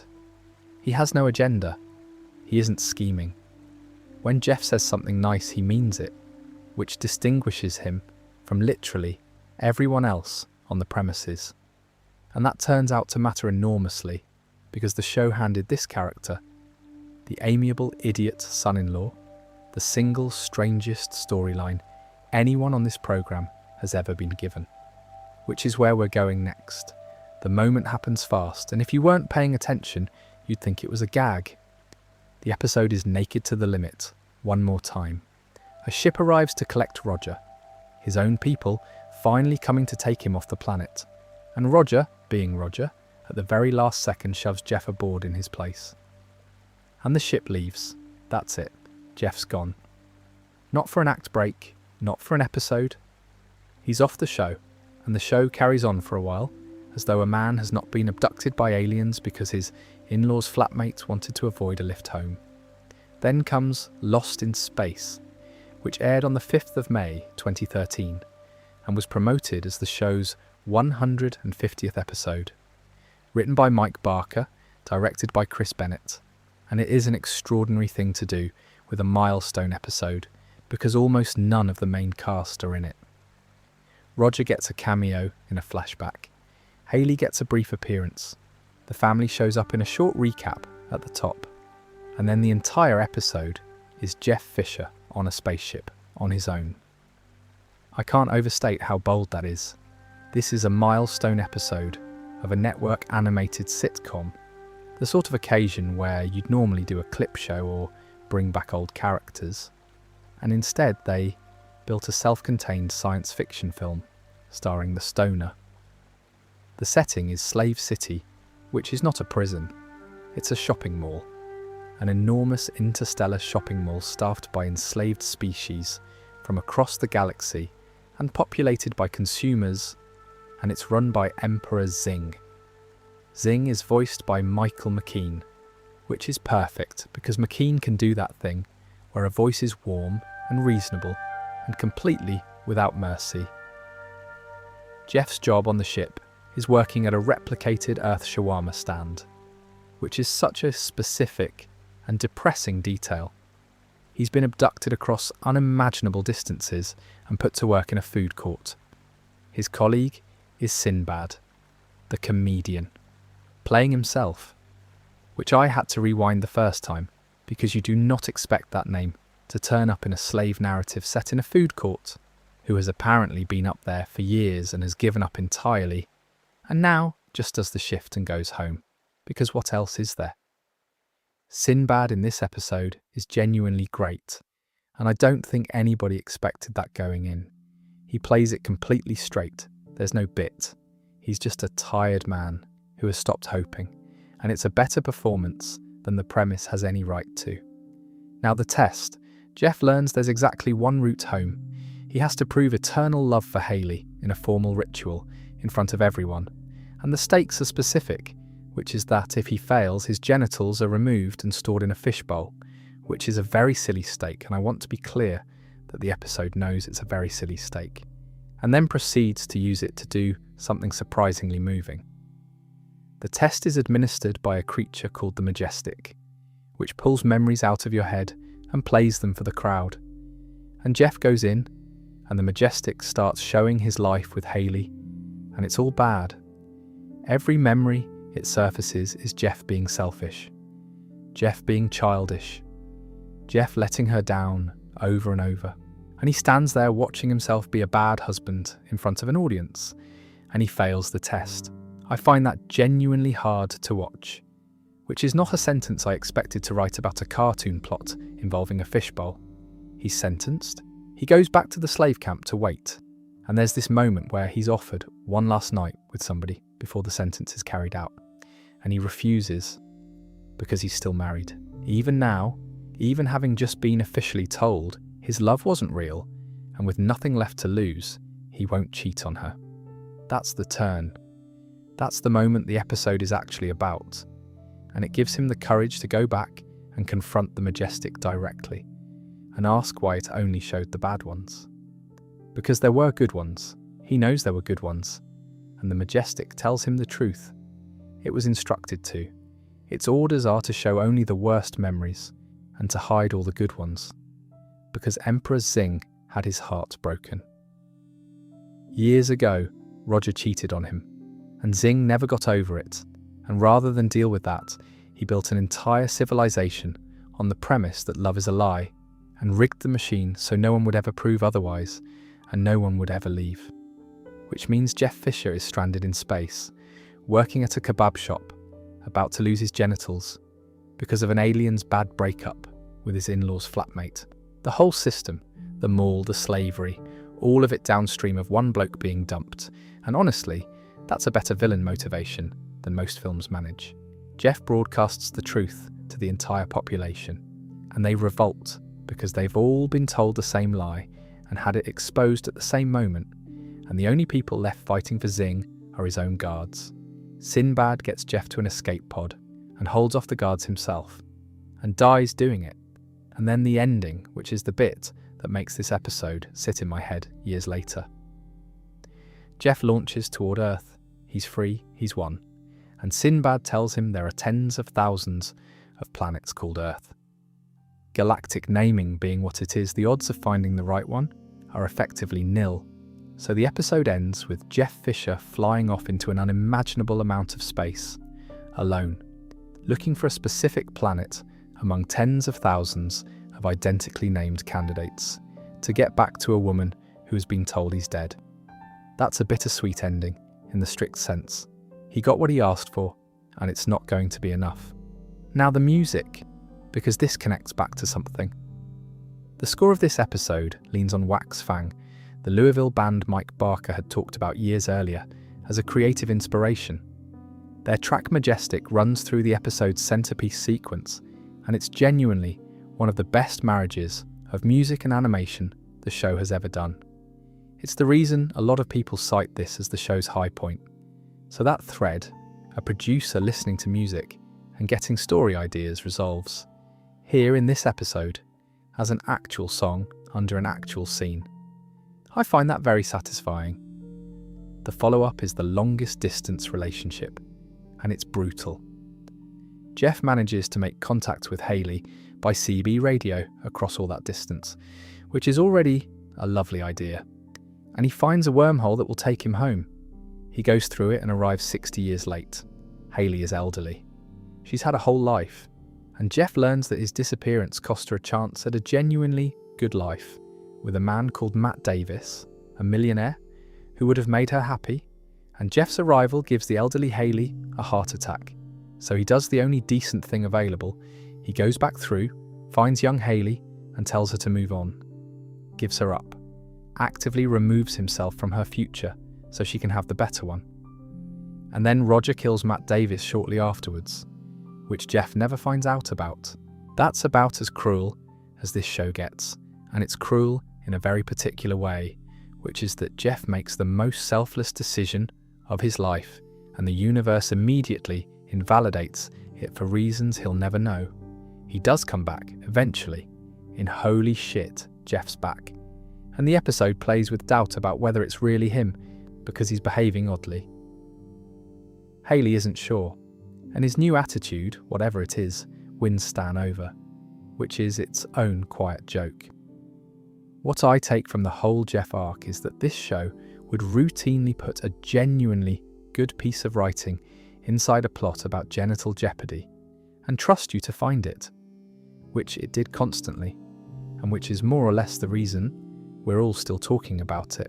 Now, since we're on the topic of storylines that ran for years without anybody quite noticing, let's talk about The Turd, Season 1, an episode called Homeland Insecurity.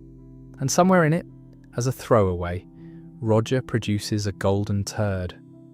Literally that.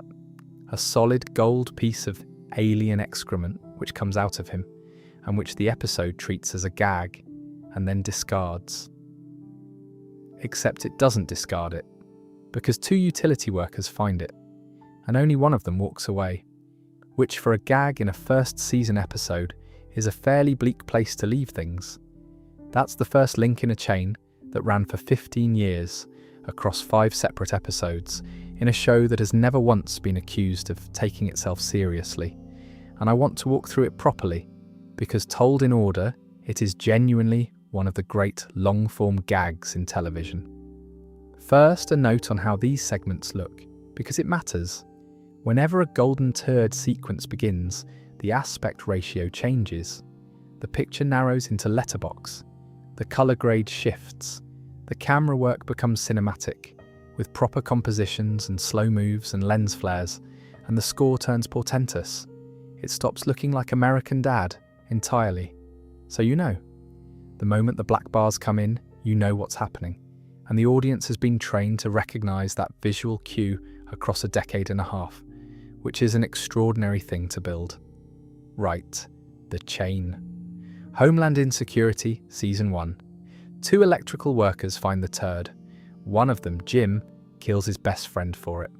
Instantly. That's how fast it works.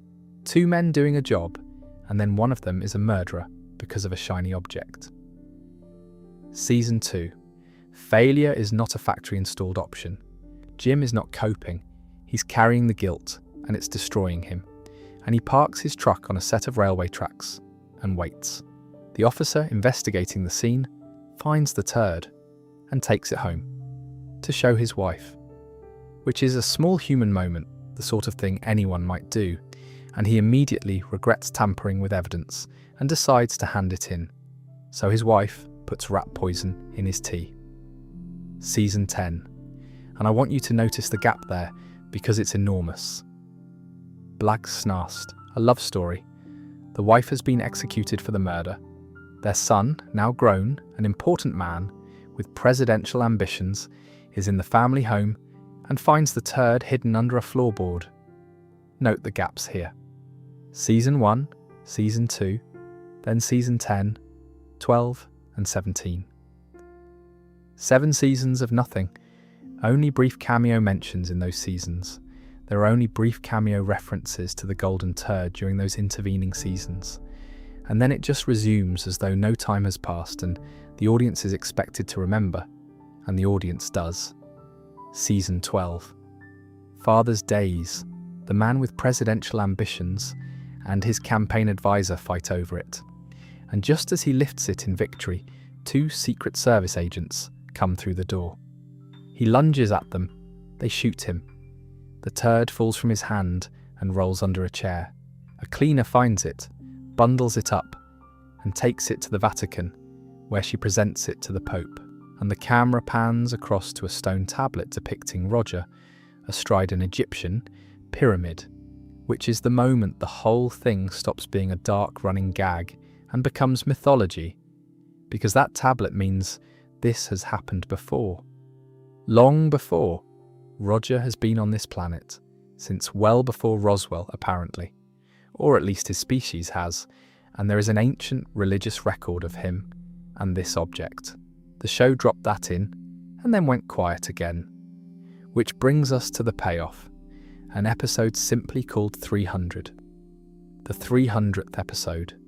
An American Dad became something like the 25th scripted primetime series in the entire history of American television to reach that number, which is a genuinely rare achievement and one the show marked in the most American Dad way imaginable. The A-plot is domestic and very funny. The Smiths have been trying for years to get on Family Feud, and their application letter has finally arrived. And Family Feud will let you apply again. There are no second chances. Roger destroys it, obviously, through one of his standard acts of casual destruction. And the family, looking back at the accumulated evidence of the entire run, reach the conclusion that Roger ruins everything, and they banish him from the house. Then the black bars come in. At the Vatican, a council of religious leaders convenes to work out how to destroy the golden turd for good. The Pope, the Dalai Lama, Beyoncé is in the room, which I choose not to question, and they fall under its spell, and they kill each other. All of them. Because that's what it does. The Knights Turdler, an ancient order tasked with destroying the thing, observe that one person present is immune. A delivery girl, entirely unaffected by it. She's the chosen one. on the basis that she just doesn't want it, which is, I'd argue, the single best joke in the entire 15-year run. The prophesied hero is somebody with no interest in gold. Her task is to return it to its source, which means finding Roger and returning it anally. She does, and Roger shatters into 300 pieces. I genuinely laughed out loud at that, and I had known it was coming. Which is such a good joke about milestone episodes. They needed the number 300 in there somehow, and Weitzman has said that since Roger can regenerate, splitting him into 300 fragments and putting him back together felt like the natural approach, so they did that. With the turd back inside its source, the world becomes a utopia. All evil is eradicated. There's a musical number about how lovely everything is now. Roger's mouth is delivered to the Smith house and explains the situation, and the family go on a worldwide search for his remaining pieces. And the final piece, his rear end, is at Family Feud. So to complete him, they have to go on the show and win. They win, Roger inserts the final piece, Utopia collapses, and the golden turd falls out of him again. Steve Harvey grabs it, Stan knocks him out and takes it, and announces he's going to destroy it. Then the aspect ratio narrows. 20 years pass, Stan never destroyed it. He went into hiding with it, and the family has been shattered ever since. And what follows is a sequence in which the four of them, across those years, murder each other for possession of it. Haley crushes Steve with a truck. It goes on from there, and none of it is played for laughs. That's the bit that gets people. This is the 300th episode of a comedy, and it contains several minutes of the main family killing one another in a broken future. Shot beautifully, scored seriously, with no jokes. Roger and Klaus find the turd afterwards, and Roger, having the ability to see the moment it was produced, reaches back and tells his own past self to hide it somewhere nobody will ever get it. So his past self hides it in a rigged claw machine in an arcade in Boca Raton. And the final image of the episode is a boy trying and failing to win a golden prize from a claw machine, while his mother pulls him away. 15 years, 6 episodes, nearly 20 deaths in all. And it ends with a kid losing at an arcade game. Weitzman talked about it afterwards and said the reason they finally paid it off at 300 was that it deserved to connect to the family somehow. They'd been considering for a long time how the Smiths themselves would be affected by it, and this felt like the way to mark the milestone. He also noted, quite deliberately, that it's still open-ended. He wasn't sure it was final, which means, technically, the claw machine in Boca Raton is still there. I love this whole thing. Genuinely. A show tracking a cursed object across 15 years of television, playing it completely straight, with its own visual grammar and its own body count, is the funniest possible use of continuity. And it's the sort of thing you can only do if nobody at the network is watching closely enough to stop you. There's another whole set of episodes that operate under their own rules though, and those are the Christmas ones. Here's a structural fact about this show that took me an embarrassingly long time to work out. American Dad has 2 continuities running in parallel. There's the show, and then there's Christmas. Because unlike most series, where the holiday episode is a standalone that resets afterwards, American Dad's Christmas episodes are continuous with each other. Things that happen in one carry into the next. There's an ongoing war, with an escalating body count, that only advances once a year, and they've done one in many years now, which means there are well over a dozen of them, forming their own sequence, telling their own story, which barely intersects with the show around it. The first is The Best Christmas Story Never Told, which is a time travel story with a Christmas Carol structure, and it's a decent enough episode without being remarkable. Then The Most Adequate Christmas Ever, which is more or less what the title suggests, and then in December 2009 they did Rapture's Delight, and everything changed. Rapture's Delight aired on the 13th of December 2009, written by Chris and Matt McKenna, directed by Joe Daniello. The premise is that the rapture actually happens right at the beginning of the episode, and Stan and Francine, having snuck off from the church service to have sex in the coat room, miss it. Haley and Steve are taken. Most of the congregation is taken. Stan and Francine are left behind on Earth, and Stan blames Francine for it, because of course he does. So she leaves him. And then the episode does something that no reasonable person would predict, which is jump forward 7 years. Stan is now a hardened wasteland survivor in a post-apocalyptic Earth, doing mercenary work, unrecognisable. Francine, meanwhile, has met a man and fallen in love with him, and it turns out the man is Jesus, voiced by Will Forte. She marries Jesus, and the rest of the episode is Stan trying to win his wife back from the Son of God during the actual apocalypse, with Andy Samberg voicing both a raptor and the Antichrist, which are 2 credits I enjoy seeing in the same sentence. It's routinely cited as the best episode the show ever made, and I don't think that's an unreasonable position. What gets me is that it's a Christmas special about the end of the world, in which the emotional climax is a man understanding that he was a bad husband, and it aired on Fox on a Sunday night in December, between adverts for toys. Next in the sequence is For Whom the Sleigh Bell Tolls, and this is where the war starts. The plot is that Stan and Steve, out shooting together in an attempt to bond, accidentally kill Santa Claus. Santa comes back for revenge, not metaphorically.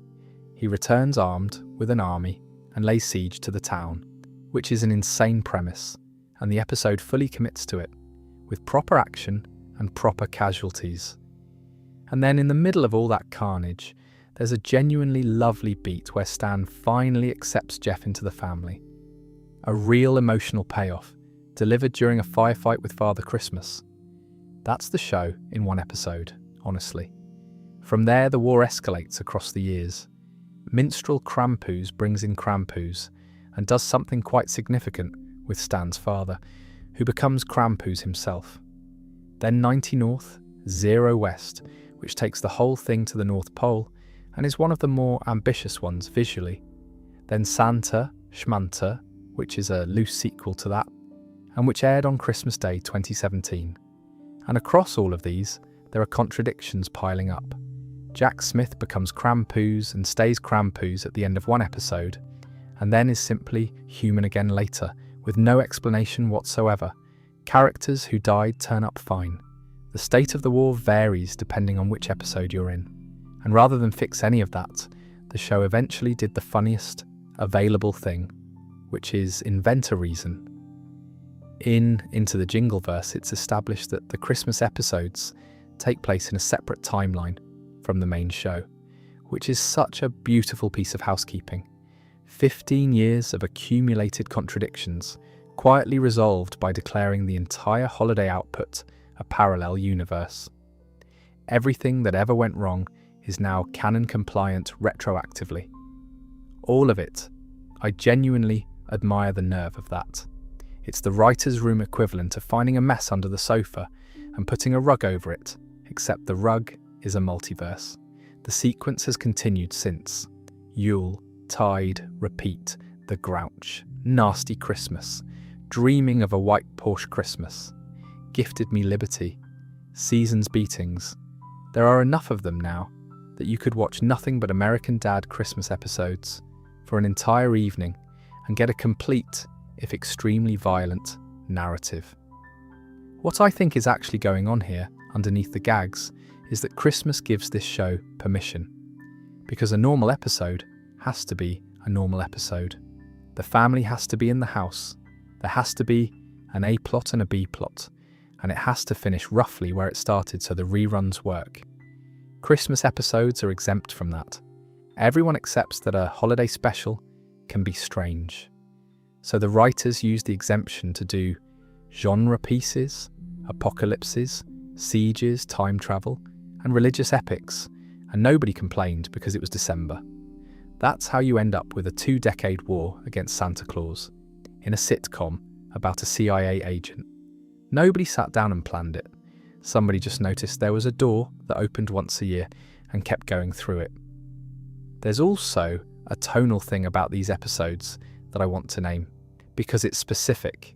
They're the most sentimental episodes the show does, and they're the most violent, and those two facts are related, because the show only lets itself be genuinely sincere when it's simultaneously doing something ridiculous. Stan can tell Jeff he loves him if there's gunfire.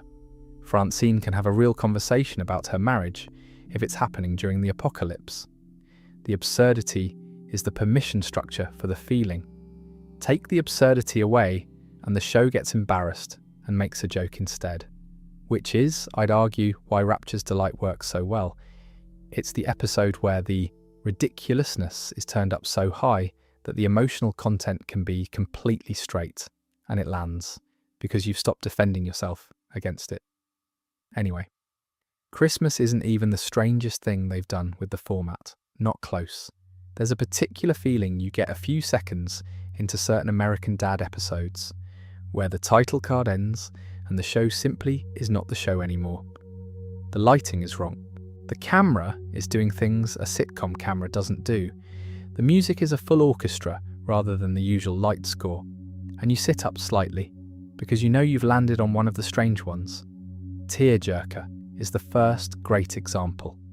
It aired on the 13th of January 2008, written by Jonathan Ferner, directed by Albert Calleros, and it is a James Bond parody. That's the thing people get slightly wrong about it. It's a James Bond film. The entire episode, top to bottom, is structured as one, with the whole cast recast into the roles. Stan is Agent Stan Smith, and the show plays him completely straight as a competent, suave operative, which is funny purely by contrast with the man we know. Roger is Tearjerker, the villain, a business tycoon who abducts celebrities from his spa and replaces them with robots, so that the robots will star in his films. Terrible films.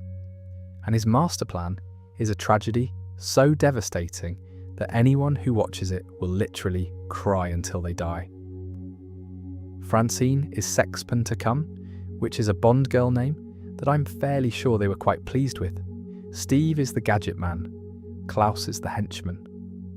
Don LaFontaine is in it, doing the trailer voice, which for anyone who has ever heard a film trailer from between about 1985 and 2005 is an enormously satisfying casting. And the whole thing is played with total sincerity. The pacing is a film's pacing. The set pieces are set pieces. It's genuinely well made as an action piece before it's funny as a comedy, which is a much harder trick. They liked it enough to do a sequel 5 years later for Black Eyes Only, which aired on the 10th of March 2013. Then there's Blood Crieth Unto Heaven, from Season 8, which is my personal pick for the strangest thing they've ever produced. It's a stage play. It's a parody of a stage play. A stage play. The episode is presented as though it were written for the theatre in the 1950s, and it commits absolutely period-accurate costume, a string-heavy score, stage transitions rather than cuts with the scenery moving the way scenery moves in a theatre, lighting that behaves like theatrical lighting, performances pitched to the back of a room rather than to a microphone, and the story is a melodrama, complete with hidden secrets, a forbidden romance, a tragic revelation, and a series of proper plot twists.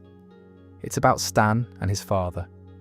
It is not, by any conventional measure, a funny episode. There's an introduction delivered by Patrick Stewart, in character as himself as much as anything, which is exactly the right person to introduce a fake stage play, and clearly the reason they could do it at all. The AV Club's line on it, roughly, was that it might not have wall-to-wall jokes, but it delivers a striking experiment in stage-style storytelling and character drama, and that can sometimes be more impressive. I agree with that. It's the episode that convinced a lot of people this show was doing something its sibling shows weren't even attempting. The 200 we've already touched on, so I won't relitigate the premise, but the execution is worth a word. It's a post-apocalyptic piece with genuinely striking art direction, closer to Mad Max than to anything on television at the time. And it has one detail I love, which is that Greg Corbin is the only person in Langley Falls besides the Smiths who didn't resort to cannibalism after the world ended. The good neighbour, holding the line right to the end. Perfect use of a supporting character. Then there's Klaus and Rogu in Thank God for Loose Rocks, an American Dad adventure. That's the actual title, and the joke is entirely in the framing. The show took its two least plot-relevant characters, a fish and a tumour, gave them an episode, and titled it like a feature film, complete with subtitle and everything. That's the confidence of a show that knows exactly what its audience finds funny about it.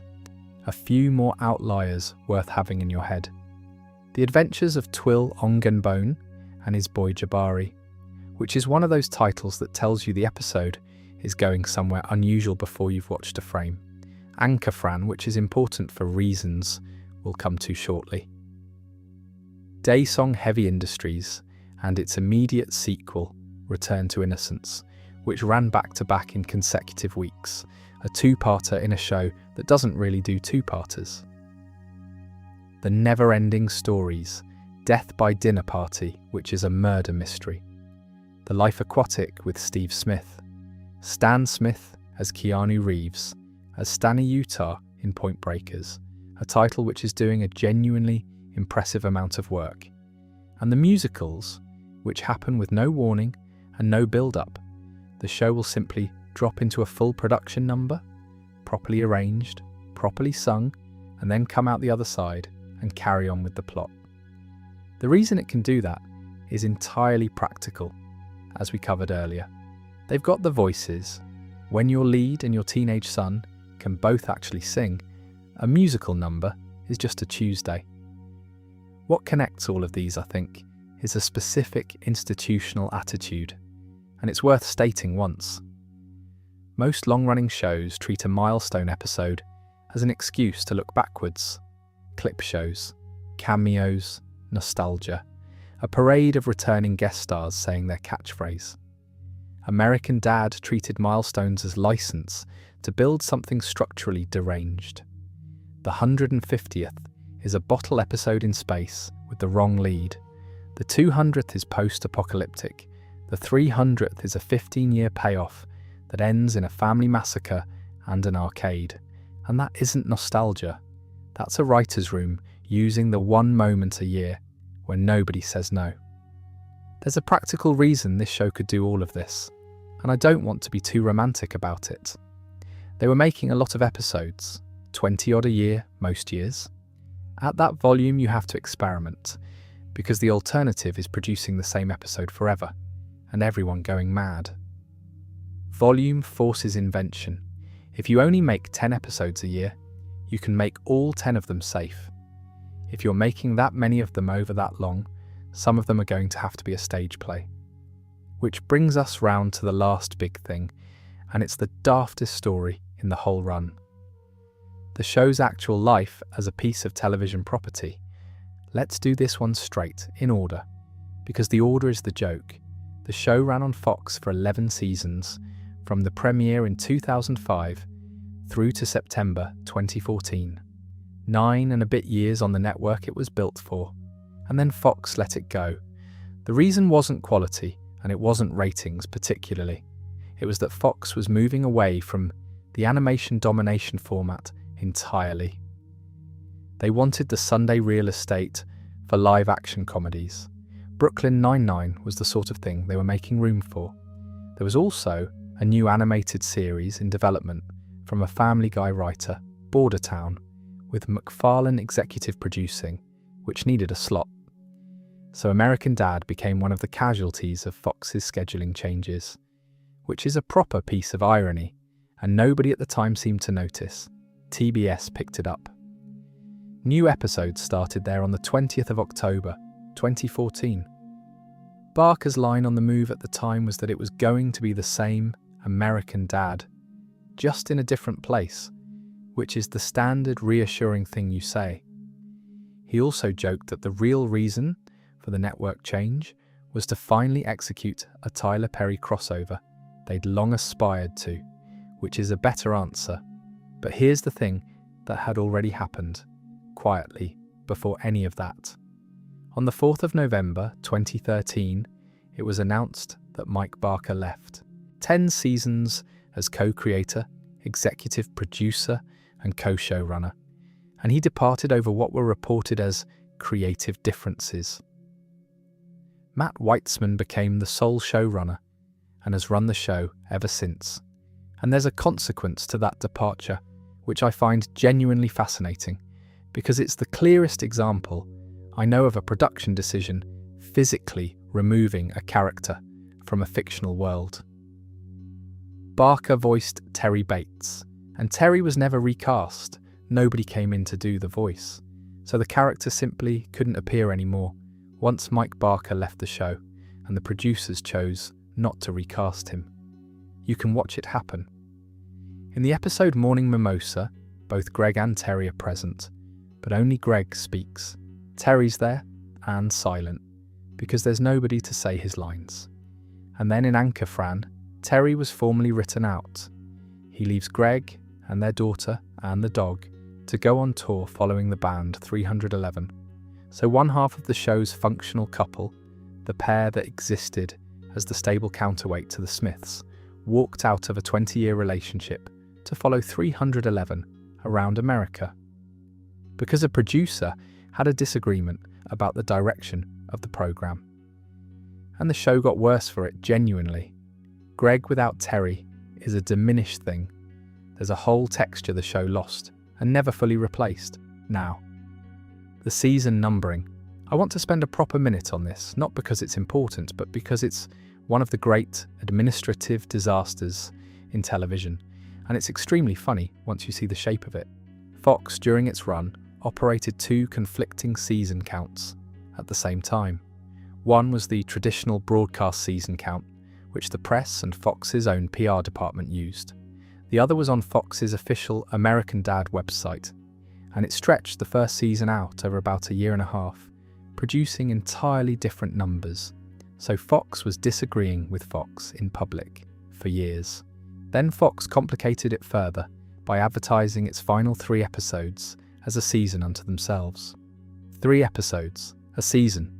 TBS came in and initially followed the Fox PR model, including the short first season and the 3-episode 11th. Fine. Then on the 20th of October, 2015, TBS changed its counting method to one that roughly followed the writing seasons instead, which produced a 3rd set of numbers and comprehensively scrambled the broadcast order in the process. Then Hulu arrived with its own numbering, which agrees with neither, which is why if you go looking for the 300th episode, you'll find it listed as season 15 and also as season 17, depending entirely on where you looked. Both are right, neither is right. The episode exists, and there are individual episodes that make it worse. Santa Schmanta aired first in its season and then got shuffled back to 8th in the official count because of its production number. A couple of episodes aired after the following seasons had already started. I find all of this delightful. Somewhere there are people whose job it is to reconcile these, and they cannot, and it has been like this for a decade.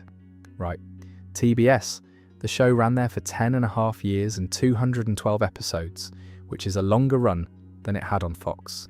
And for most of that time, it was doing some of its best work, which is not what usually happens to a show that gets picked up by a smaller network. But the ground was shifting underneath it. TBS was owned by Warner Media, which merged with Discovery to become Warner Bros. Discovery. And one of the first things the new management did was halt scripted programming at TBS and TNT.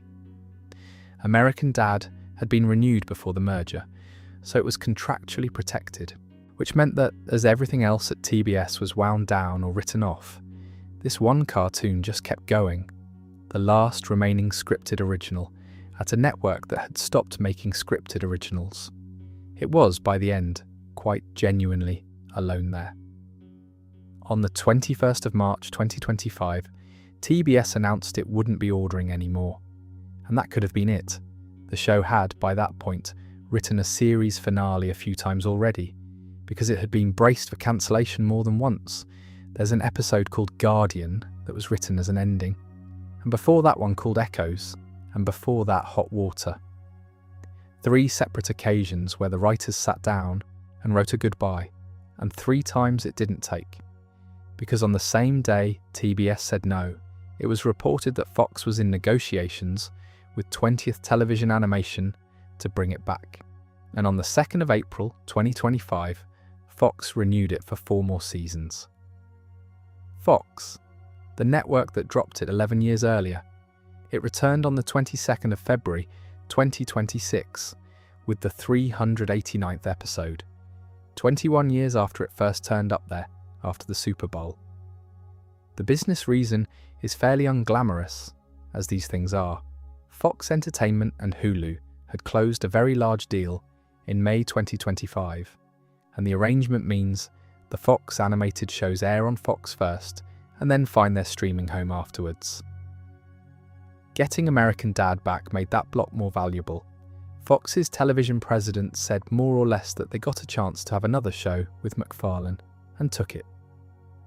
Weitzman's own reaction is my favourite part of the whole story, because he clearly didn't see it coming. He said he'd assumed that if the show came back at all, it would be on Hulu. He called it a miracle. Weitzman said he did not expect the return, that the show had gone from Fox to TBS and was suddenly home, and that he was giddy for about 3 days. He also said that during the uncertainty, he just went ahead and wrote a script anyway, not knowing whether anyone would ever make it, which is a very particular kind of professional stubbornness that I find quite moving. And on how they'd handle the return, he said there's exactly one joke in the premiere about being back at Fox, and otherwise they're just going to keep making the show they've been making.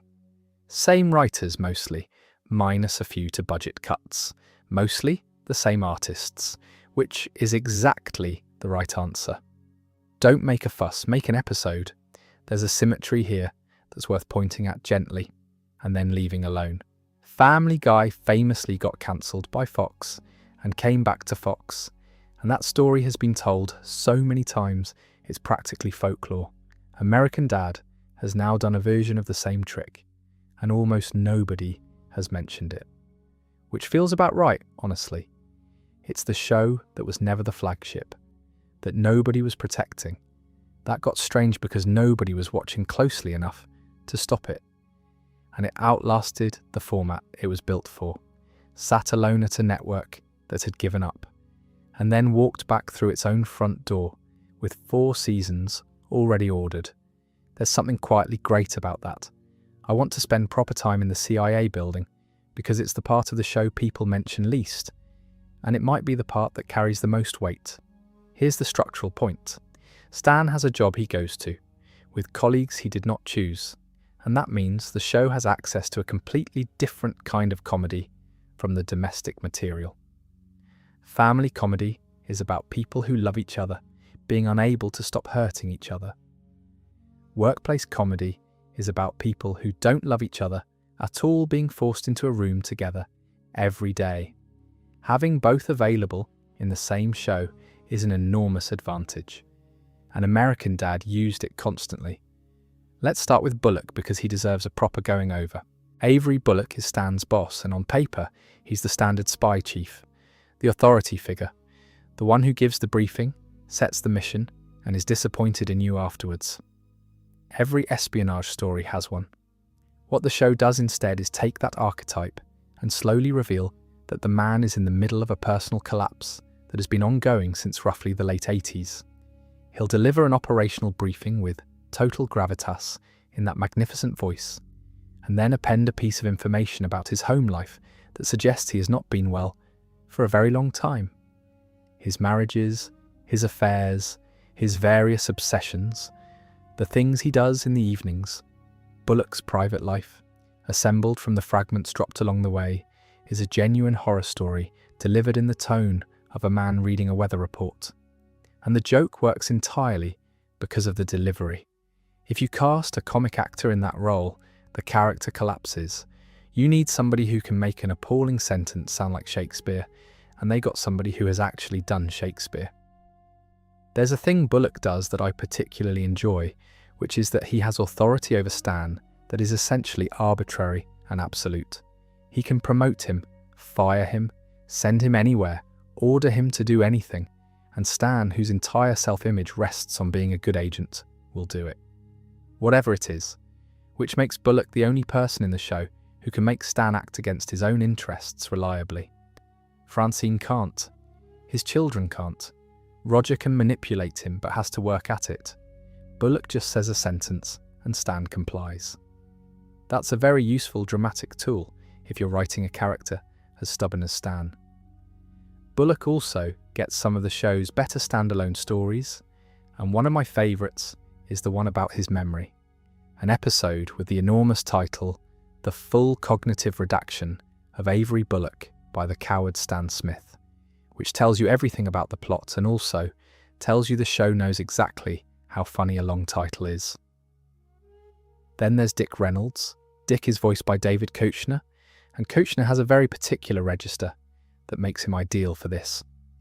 That slightly overfamiliar, slightly aggressive, deeply unpleasant American man energy. Dick is Stan's colleague and functions largely as the person who says the thing nobody should say. What's interesting about Dick is his arc, if you can call it that. He becomes progressively more pathetic across the run. Early Dick is obnoxious in a straightforward way. Later, Dick is a genuinely broken man whose life has gone comprehensively wrong, and who continues to be obnoxious anyway, because it's all he's got. The show does that a lot with supporting characters, actually. It lets time pass on them. Most sitcoms freeze the supporting cast in whatever configuration they were introduced in. An American Dad let them slowly degrade, which is more accurate and, over a long run, considerably funnier. Duper voiced by Phil Lewis, Jackson voiced by Mike Henry, who a lot of you will know better from elsewhere in the MacFarlane world. Sanders, Sergei Kruglov, the Russian agent, voiced by Steve Helly, who is a writer on the show doing the voice himself, which is a very common arrangement on this programme. That's worth mentioning as a general point, actually. A huge number of the recurring voices on American Dad are members of the writing staff. Barker did Terry, and various others. Haley does Sergei, Jonathan Fainer, Matt McKenna, John Vina. Various producers and writers turn up all over the cast list.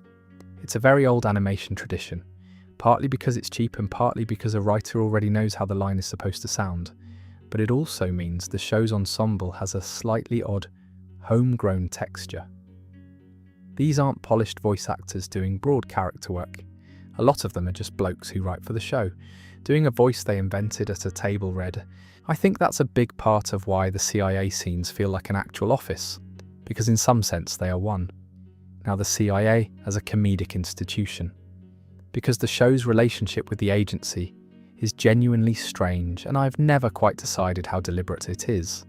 The CIA in American Dad is not portrayed as a competent organisation.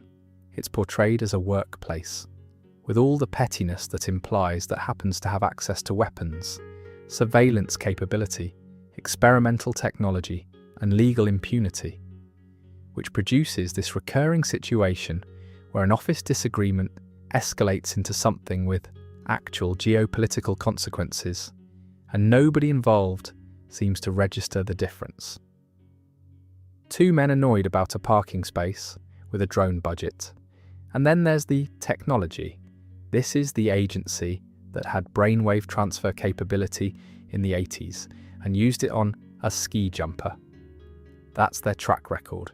Whenever the plot requires a machine that does something impossible, the CIA has one in a cupboard, and it usually turns out they've been using it for something petty. I genuinely can't tell whether that's satire or convenience. Probably both. Probably it started as convenience and became satire by accumulation. Something else The Office gives the show is a reason for Stan to be away. That sounds trivial. It isn't. Half the domestic plots in this series depend on Stan being absent, and a CIA job is an infinitely flexible excuse. He's on assignment. He's out of the country. He's been sent somewhere. No further explanation required, ever, which is how you get the entire strand of Francine's history that we talked about earlier, the parts of her life that happen while her husband is abroad. The job is the plot device that makes her a full character rather than a woman waiting in a kitchen. There's also a structural thing about the workplace episodes that I want to flag, because it's easy to miss. The office is where Stan is at his most competent. And that matters, because a lead character who is an idiot everywhere is exhausting. You need somewhere they're good, so that their failures elsewhere read as tragedy, rather than as a permanent condition. Stan at work can be genuinely impressive. He completes missions. He's physically formidable. He's good under pressure, which means when he comes home and completely fails to have a conversation with his daughter, you understand that this is a man who has a skill set and has applied it in exactly the wrong place. That's a much better character than a man who's simply useless. And then occasionally, the show inverts it entirely and Stan is the office joke, which works because it's a surprise rather than the baseline. One last thing about the agency, which is about Bullock again, and about that Patrick Stewart detail I mentioned earlier.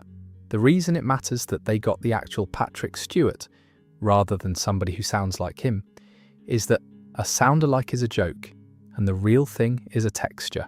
If you cast an impersonator, every Bullock line is partly about the impersonation. The audience is watching the impression. Cast the actual man, and after about 3 episodes, you stop noticing, and he just becomes the character, which frees the writing up to do anything. That's an expensive decision that pays off invisibly over years, and I think it's one of the smarter production calls the show ever made. You cannot hear the money, it just works. 20 years of a Shakespearean actor voicing a spy chief with a catastrophic personal life, and there's still only that one joke he wouldn't say. I'd love to know what it was. I suspect I'm better off not knowing. Anyway, since we've been in the workplace, let's go the other direction entirely and talk about the relatives. Every long-running family sitcom eventually has to decide what to do about grandparents, and the decision tells you a lot about the show. Some shows use them as warmth, the wise older generation dispensing perspective, softening the lead. Some use them as an obstacle, the disapproving parent who never quite accepted the marriage. American Dad uses them as evidence. Every relative who turns up in this show exists to explain why one of the main characters is the way they are. And in almost every case, the explanation is worse than you'd hoped. Start with Jack Smith, because he's the important one. Jack is Stan's father. He's a con man. Not a reformed con man, not a colourful rogue with a heart of gold. An active, working confidence trickster who has spent Stan's entire life turning up, using him, and leaving. And I mentioned earlier that his appearances are spaced enormously far apart, which produces this uncanny effect if you've watched the show as it aired. But it's worth actually laying out how extreme the gaps are, because they're remarkable. He turns up in an episode called Jack's Back, and then doesn't reappear for around 3.5 years, when he turns up in the stage play episode. Then he appears in the following Christmas special, and then vanishes, for the longest stretch yet, another 3 years or so, before turning up again in one of the North Pole episodes. That's a character with a genuinely enormous emotional significance to the lead, appearing roughly once every 3 or 4 years, with no acknowledgement of the gaps, which is exactly what an absent father does. He's dead, he's not gone, he's just not here, and then one day he is and then he isn't again. Whether the writers designed that or whether it's simply what happens when you have a good guest character and a crowded schedule, I couldn't tell you, but the effect is real, and it does more emotional work than most deliberate choices would. Jack's most significant contribution to the mythology is that in minstrel Krampus, he becomes Krampus, actually becomes him, and remains him at the end of the episode, and remains him at the end of the North Pole episode as well. And then later, he's simply a human being again, with no explanation whatsoever. We covered how the show eventually tidied that up with the parallel timeline, so I won't go over it again. But Jack Smith is the single character most affected by that particular piece of housekeeping. The man has two versions of himself running in different continuities, and neither is aware of it. Then there's Betty, Stan's mother, who I'd argue is more consequential than she gets credit for. Because Stan's entire relationship with women, and specifically his complete inability to process what his wife is telling him, traces back through that house. He grew up with a father who lied constantly, and a mother who dealt with it, and his entire model of marriage was constructed from watching that. Stan also has a half-brother, Rusty, which is a thread the show pulls on rarely, and which mostly serves to demonstrate that Jack's behaviour was not limited to one family. Then on the other side, we've got the Lings, who I covered earlier, so I'll just note the contrast rather than going back over the details. Because the contrast is deliberate and it's good. Stan's family is a source of damage. Francine's adoptive family is, for all their strictness and their favouritism and their disappointment about Gwen, fundamentally people who chose her and turned up for her. They're difficult, they're not cruel, which means Stan's irritation with them, the thing that kicks off the whole birth parent story, is a man being annoyed by the presence of functional parents because he doesn't recognise the shape of one. I don't think the show would ever articulate it that way, but it's there. Now, Roger's family, which is a genuinely odd corner of the mythology because there's less of it than you'd expect. He has a father, Fred, an aunt, Caroline, an uncle, Risbo.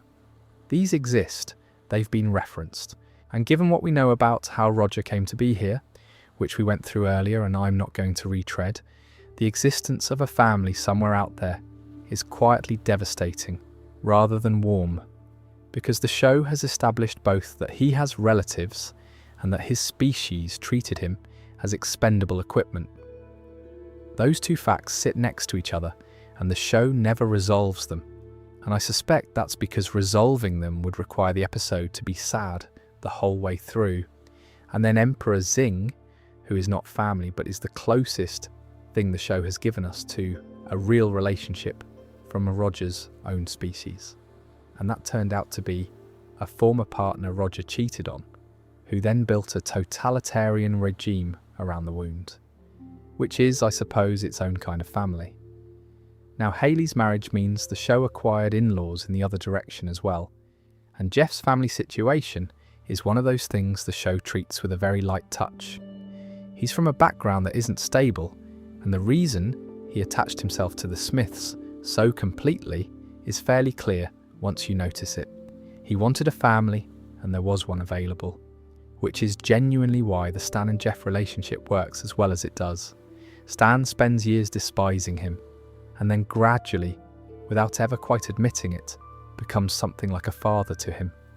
And Jeff, who calls him Mr. S the entire time, never once demands that Stan acknowledge it. That's the quietest good relationship in the show, and it took about 8 seasons to develop. There's a broader thing about extended family in this series that I want to name. Most sitcoms use relatives as event episodes. The grandparents visit, there's a plot, they leave, everything resets. American Dad does that too, obviously, but it also lets the extended family accumulate into a genuine explanatory framework. By the later seasons, you can look at any of the 4 Smiths and trace the line back. Stan's obstinacy comes from a father who lied and a boy who decided never to be caught out. Francine's need to perform normality comes from an abandonment and an orphanage and a set of adoptive parents with high standards. Hayley's arrested adulthood comes from growing up in a house where the adults were, at all times, the least reliable people present. Steve's theatrical self-belief comes from being the only member of that family who was ever actually encouraged. None of that is stated. You assemble it yourself from 20 years of throwaway lines. which is, I think, what people mean when they say this show turned out to have more going on in it than they expected. It didn't announce any of this. It just kept dropping details consistently enough that they added up. And here's the fun detail I'll finish on, because it makes me laugh every time. Rachel MacFarlane voices Hayley. Seth MacFarlane voices her father, which means every argument between Stan and Hayley, of which there are hundreds, and some of them are genuinely vicious, is two actual siblings shouting at each other in a booth. Two members of the same family, playing a father and daughter who cannot stand each other for 20 years. I don't know whether that made those scenes easier or harder to record, but it's a lovely bit of trivia to carry around. Something I've been meaning to get to for a while now is the music, because it's a much bigger part of this show than people realise. The theme tune tells you a lot if you actually listen to it, rather than skipping past it for the 400th time. Good Morning USA, composed by Walter Murphy, sung by Seth MacFarlane in character as Stan. And it's not a joke song. That's the thing. It's a properly written, properly arranged, sincere piece of show tune. Full orchestra, Broadway phrasing, a key change. It sounds like the opening number of a musical about a man who loves his country. Because that is exactly what it is. The joke, such as it is, comes entirely from the lyrics, which describe a man waking up with an unshakable feeling that the world is a wonderful place, and then encountering evidence to the contrary and simply not registering it. There's a corpse in the gutter and he sings past it, which is the entire character in about 90 seconds, delivered with total musical sincerity. No wink, no comedy arrangement. The orchestra plays it straight. That approach, using proper music completely, seriously, in service of a joke, runs through the whole show, and it's inherited from a very specific place. Walter Murphy is the show's principal composer and theme writer, and he came to MacFarlane's work, having had an actual hit record, a fifth of Beethoven from 1976, which you have heard whether you know it or not, because it was on the Saturday Night Fever soundtrack. Disco Beethoven. Genuinely enormous. So the man scoring this cartoon is a proper working composer with a chart history, and he treats the material accordingly.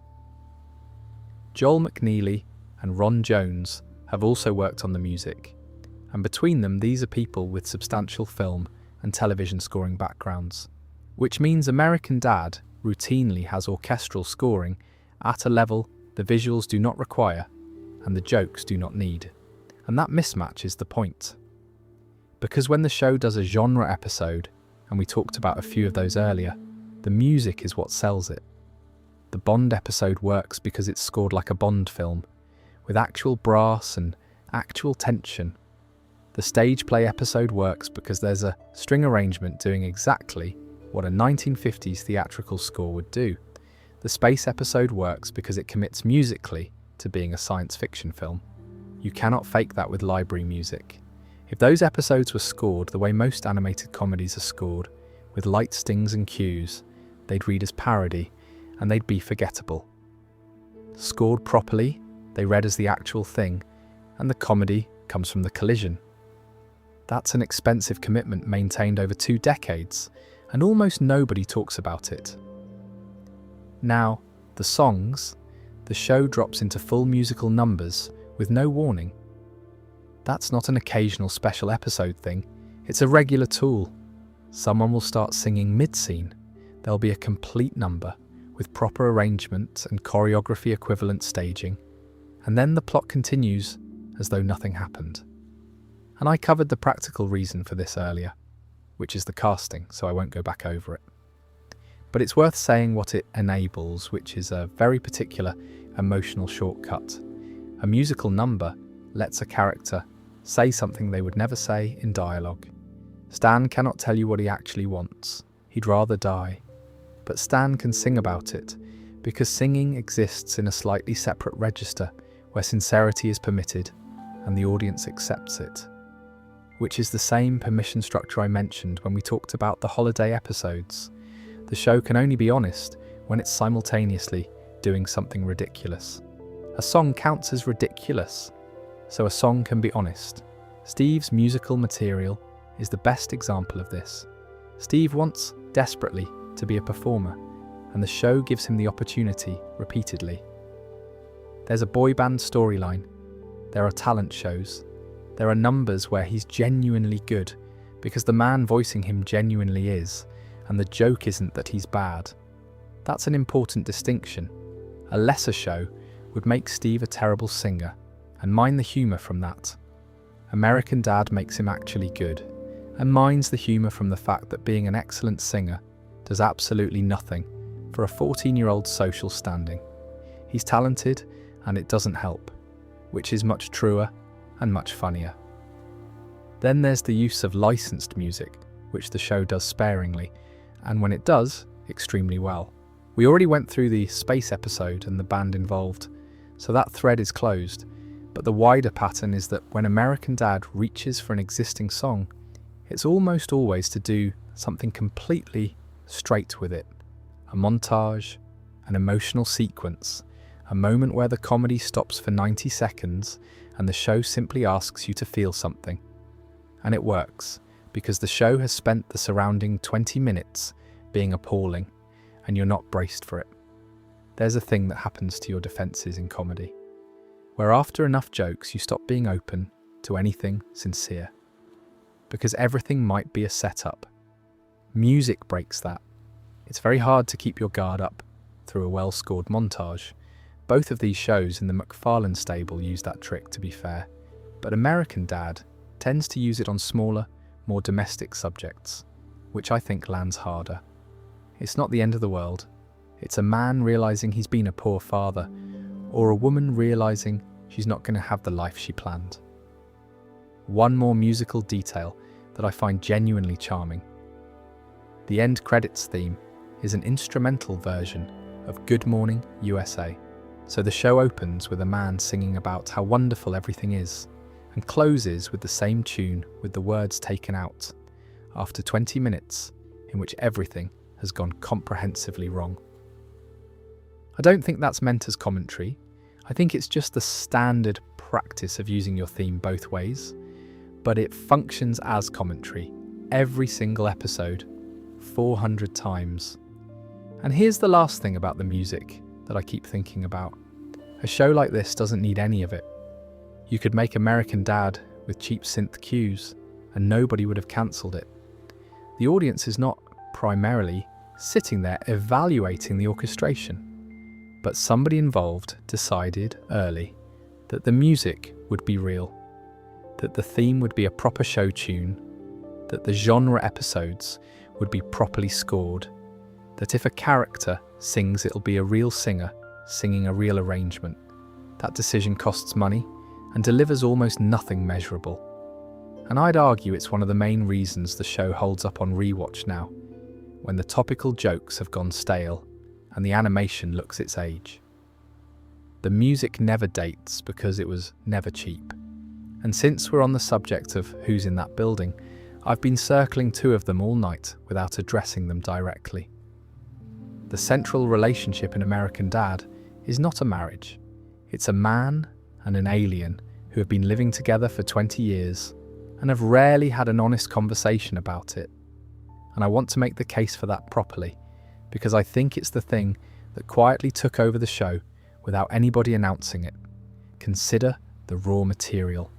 These two are bound together by an obligation neither of them chose. Stan didn't want a housemate. Roger didn't pick this family. There was a grenade, there was a debt, and then there was a long-term living arrangement that both of them keep returning to, despite trying to walk away from it. That's not friendship. That's a hostage situation that both hostages have grown fond of. What makes it fascinating is that the power balance is completely unstable. It flips constantly, and neither of them is ever quite sure who's holding what. Stan has the house. Stan has the family. Stan can, in theory, throw him out, and does periodically. Roger's entire existence depends on Stan's continued tolerance, but Roger has leverage that Stan can't match. Roger doesn't age the way Stan does. Roger has no meaningful morality to appeal to. Roger has a wardrobe full of people and a network of lives across town, and can, if he wants, dismantle Stan's entire existence through about 4 phone calls. And crucially, Roger has time. He was here before Stan, and he'll be here after. So what you've got is a relationship where one party has all the formal authority and the other has all the actual capability, and both of them know it, and neither says it. The show plays this out in 100 variations. Roger does something appalling. Stan is furious. Stan takes some action. Roger escalates, always disproportionately. The situation spirals, and then at the end, they're back at the bar in the attic having a drink, and the whole thing is dropped. That reset is the show's most reliable engine, and it never stopped working. But underneath the pattern, there's something more specific, which is that these two are genuinely, structurally similar. They're both narcissists. They're both incapable of admitting error. They both respond to minor slights with wildly disproportionate campaigns. They both have an unshakable sense that they are the protagonist of every situation they're in. The only real difference is that Stan has a conscience that occasionally activates, usually too late, and Roger doesn't have one at all. Which means Stan is looking at a version of himself with the brakes removed every day in his own house. And he's fascinated by it and appalled by it and cannot look away. There's an episode structure the show returns to repeatedly that makes this explicit, where Stan and Roger enter into a joint venture, a business, a scheme, a shared project of some kind, and it always goes the same way. It starts brilliantly, because they're both enormously enthusiastic, and neither has any impulse control, so they get further faster than any sane pair would. And then it collapses, catastrophically, because 2 people with no brakes cannot correct course. Francine or Steve will usually be standing to one side pointing out the obvious, and they will not be listened to, because when Stan and Roger are locked in, they're locked in. The show's best expression of this, for me, is the persona episode we went through earlier, where Stan takes over the wardrobe. Because that episode is essentially about Stan trying to be Roger and discovering that he likes it far too much. Give Stan the ability to be anybody, with no consequences, and he doesn't use it responsibly for 4 minutes. He goes straight to the worst possible identity and takes over a town. Which tells you that the only thing keeping Stan Smith from being Roger is that Stan has one face, and everybody knows it. Now the affection, which is real, and which the show is quite careful about, they do actually like each other. Not in a sentimental way, and the show almost never lets either of them say so directly. But the evidence accumulates. Roger has, on multiple occasions, put himself at genuine risk for Stan. He killed a corrupt police officer to protect him. When the agency was closing in, and Roger's presence became a lethal danger to the family, Stan was willing to kill Roger rather than take the fall himself. And Stan, for his part, has repeatedly chosen Roger over his own interests, over his career, and over his own better judgment for 2 decades. But neither of them will say it. The closest they get is the bar. Roger pours, Stan sits, and the thing that isn't being said sits there with them. I find that a genuinely well-observed depiction of a certain kind of male friendship, which is not a sentence I expected to write about a show with a talking goldfish in it.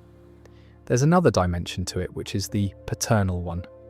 Because Roger has, at various points, functioned as a father figure to Stan. And Stan, who had the father we discussed earlier, is enormously vulnerable to that.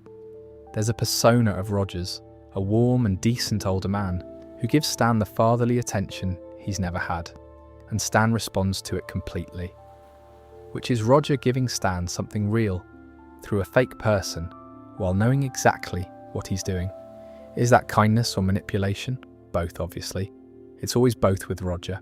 He can be genuinely generous, and he cannot stop himself from being in control of the transaction.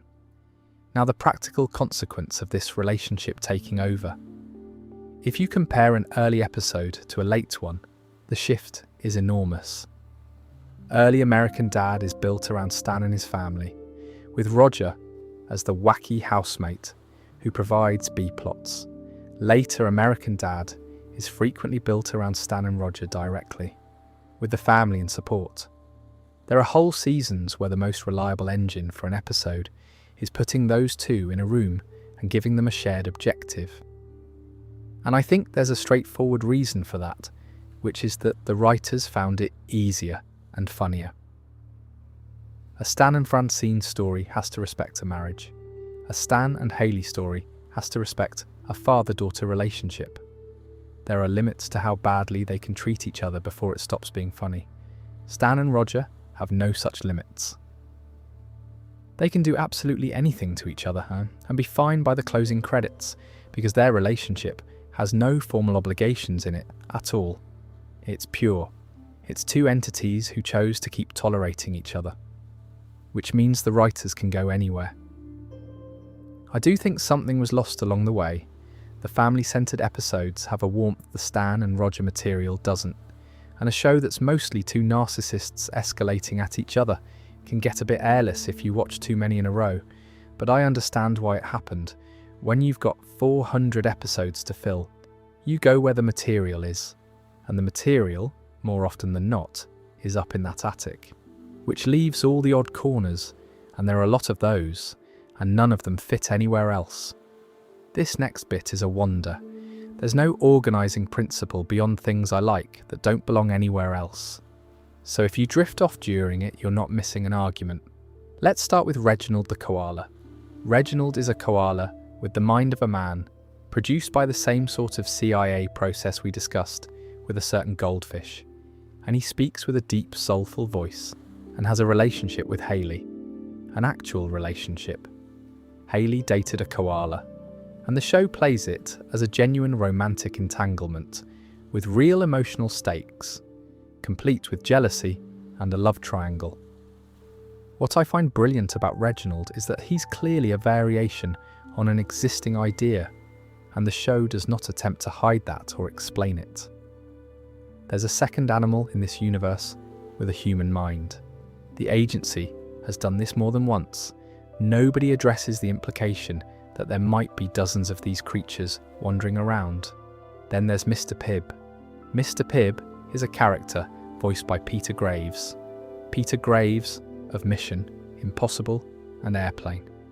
And that casting is enormously funny in itself, because Graves has one of the great, authoritative American voices, and he's using it here for an American Dad supporting character. The show pulled that trick repeatedly, actually, reaching for a very specific piece of casting whose entire value is that a certain kind of viewer will sit up and say, "Hang on, is that who I think it is?" The guest cast list across the run is genuinely absurd when you look at it laid out. Bryan Cranston, J.K. Simmons, Ed Helms, Alan Tudyk, Elliot Gould, Amy Sedaris, Susie Essman, Lizzie Kaplan, Elizabeth Banks, John Cho, Sandra Oh, Beau Bridges, Swoosie Kurtz, Martin Mull as Father Donovan, Josh Gad, Paget Brewster, who turns up so often she's effectively part of the ensemble, Michael McKean, Will Forte, Andy Samberg, Sinbad obviously, and what's notable is how rarely any of that is used as an event. There's no big fanfare, no episode built around the guest. They just turn up, do a part and leave. Bryan Cranston plays a man called Mr. Winthrop, and that's the whole thing. That's a very confident way to use guest casting, and it's the opposite of how most shows do it. Now, some of the running gags I haven't given proper time to. There's the whole business of Roger's various commercial ventures, which come and go without any consistency. He'll establish a business, run it for an episode, and it will never be mentioned again, except when it is 3 years later, as though it had been running the whole time. There's the Smiths' relationship with their neighbour's garden, their driveway, their bins. An enormous amount of this show is about suburban property disputes escalating past all reason, which is honestly the most accurate depiction of American suburbia in the whole thing. There's Steve's ongoing pursuit of Akiko, which we touched on, and which sits at the intersection of two other gags to produce something quite complicated. There's Snot's Jewishness, and the bar mitzvah episode, and the running thread about his family, which the show handles with more care than you'd expect. There's Barry's medication and what he becomes without it, which the show revealed early and then largely put back in the box because it's genuinely quite disturbing. And then there's the show's habit of naming episodes with these enormous, unwieldy titles. Beyond the Alcove, or How I Learned to Stop Worrying and Love Klaus. National Treasure. 4. Baby Franny. She's doing well, the whole story. That one has 3 colons in it. Somebody typed that into a production schedule. I love an unwieldy episode title. It's a very specific kind of joke that only exists in the listings for people scrolling through, and it costs nothing. Now, a genuinely strange piece of production trivia. Because of the way this show's episodes were produced and then held back, and then aired out of order, there are episodes that reached air years after they were made. Pulling Double Booty, for instance, aired as a Season 5 episode in November 2008, but was originally produced for Season 3, which means there are episodes where the character designs, the animation quality, and the voice performances are subtly from a different era of the show than the episodes around them. If you're watching in broadcast order, you'll occasionally hit one that feels like it fell through time. That's a byproduct of the scheduling chaos we went through earlier, and it's part of why the numbering situation is as comprehensively broken as it is. Here's another odd corner: the crossovers. Roger has appeared in Family Guy, but only as a joke reference. As a character, turning up in episodes, most notably in the Star Wars parodies where he plays a role. And Family Guy has repeatedly done a bit where Peter signs off to Stan Smith, in the style of a network handover between the two shows, which was a running gag for years, and then became slightly poignant when Family Guy did a version of the bit and found that American Dad was no longer on the network, and the family sat in glum silence about it. That's a joke made at a specific moment in television history that only lands if you know the scheduling situation. And given what happened later, it's now a joke with a happy ending nobody planned.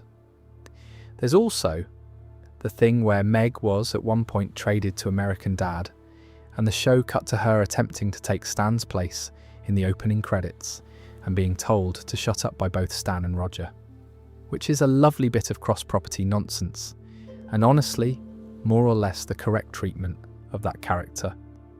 Now, one more corner, and this one's about the animation. The show's look changed over the years, gradually, and then all at once. The early seasons have that slightly flat, slightly stiff quality that most American television animation of the mid-2000s has. And by the later seasons, the show looks noticeably better. Smoother movement, richer colour, more ambitious staging, which is partly technology, partly budget, and partly the fact that when you make 20-odd episodes a year for that long, your studio gets extremely good at it. The genre episodes are where you see it most obviously, because they demand things a sitcom doesn't. Actual camera moves, actual lighting, actual scale. And I'd point at that as another reason the later seasons hold up. Not just better writing, though there is better writing, better craft across the board, from people who had been doing this for a very long time. Since we've been down in the details for a while, it might be worth stepping back and looking at how the whole thing changed shape. Most long-running shows have a shape. There's the finding its feet period, then the golden age, then the long, slow decline, and then, if it goes on long enough, the strange late period, where it becomes a different program, entirely wearing the old one's clothes. American Dad has a genuinely unusual shape, and I think it's worth laying out, because it explains why the fandom conversation around it is so different from every other show of its size. The finding its feet period is long, unusually long.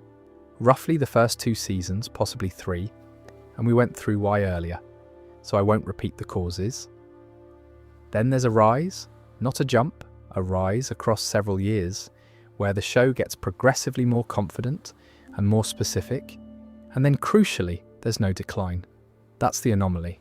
That's why people get evangelical about this show, because the standard experience with a 20-year series is that you loved it once, and now you don't watch it, and you have a specific season number where you'd say it stopped being good. American Dad doesn't really have one. The later material is, by broad consensus among people who actually watched it, as good as the middle material and considerably better than the early material, which is close to unheard of, and I think there are a few reasons for it. The first is the one we established early on, about it never being the flagship. Nobody was protecting the brand. There was no pressure to keep it recognisable. The second is stability. One showrunner for the back half of the run, after the departure we covered, and a writer's room, an art department that largely stayed together for years. Weitzman made a point of this when the show moved networks recently, that the same writers were mostly still there, the same artists, that they'd got to a place where they knew what they were doing. Knowing what you're doing is underrated. A lot of shows decline because the people who understood it left and were replaced by people who'd watched it. The third is that the show never had a formula tight enough to get stale. And that's downstream of the character-driven approach, which I set out at the beginning, and I'm not going to relitigate. Now, the status quo question, which is the interesting one. Animated sitcoms are built on the reset. Nothing changes, so the episodes can air in any order forever. So the syndication works, so the money works. That's the model, and it's the model for a reason. American Dad mostly obeys that, but it made a small number of permanent changes, and it's worth noticing which ones stuck. Haley and Jeff got married, and it stuck. That's the big one, and I went through why it mattered earlier. Rogu arrived and stayed, a new mainish character introduced late in the run, which is a genuinely risky move, and he's now simply part of the household. Terry left and stayed gone, though that one was forced rather than chosen, and that's more or less it for 2 decades, 3 real changes, which is fascinating because the show is otherwise so willing to do anything. It'll kill the entire family in a flash forward. It'll end the world. It'll send a character into deep space for a season, and then it puts almost all of it back. I think that's the correct instinct, honestly. There's a version of this show that leaned hard into serialization, and I don't think it would have worked. The strength here is that any episode can be anything, and permanent change constrains that. If you commit to a serialized arc, then episode 14 has to follow episode 13, and suddenly you can't do a stage play. The flexibility is worth more than the continuity. And where they wanted continuity, they got it through running gags rather than through plot, which is a much lighter commitment. A cursed object can vanish for 5 seasons. A storyline can't. Now, the fandom reappraisal, which happens slowly and is genuinely one of my favourite things about this show's history. For years, as I mentioned early on, saying you preferred American Dad was a slightly embarrassing position. It was the other one, the one on afterwards. And then somewhere around the mid-2010s, that flipped. Not through any single event, just through accumulation. People who'd kept watching started saying so out loud. Clips circulated. The genre episodes found audiences who'd never seen the show. And gradually, the default internet position shifted from American Dad, the one that isn't Family Guy, to actually, have you watched American Dad recently? There's now a whole genre of person who came to this show through a single clip of the stage play episode, or the space episode, and worked backwards. What I find slightly funny about the reappraisal is that a lot of it takes the form of comparing the 2 shows unfavourably, and I don't think that's necessary or particularly interesting. They're doing different things. One is built on the cutaway and one isn't, and if you want rapid-fire, unrelated jokes, then the cutaway show is better at that by design. The honest version of the argument is just that character comedy ages better than reference comedy. A joke about who these people are still works in 15 years. A joke about a news story from 2007 does not. That's not a moral difference, it's a structural one. An American Dad happened to land on the structure that ages well, partly by accident, because nobody was watching closely enough to stop it drifting there. Now, the awards situation, which is modest and slightly poignant, the show has picked up a handful of primetime Emmy nominations across its run. MacFarlane has several nominations connected to it, including for the programme and for voice work. There was a Casting Society nomination in 2024. That's a respectable haul for a network animated comedy, and it is nowhere near what the show's actual quality would suggest, which fits the pattern, really. It's the show that never quite got the credit while it was happening. And here's the thing I keep landing on when I think about the whole run. There's a version of this story where American Dad is a footnote. Cancelled after 4 seasons, remembered as the other MacFarlane show. Occasionally cited in listicles about shows that didn't work. That was, by all accounts, roughly the expected outcome.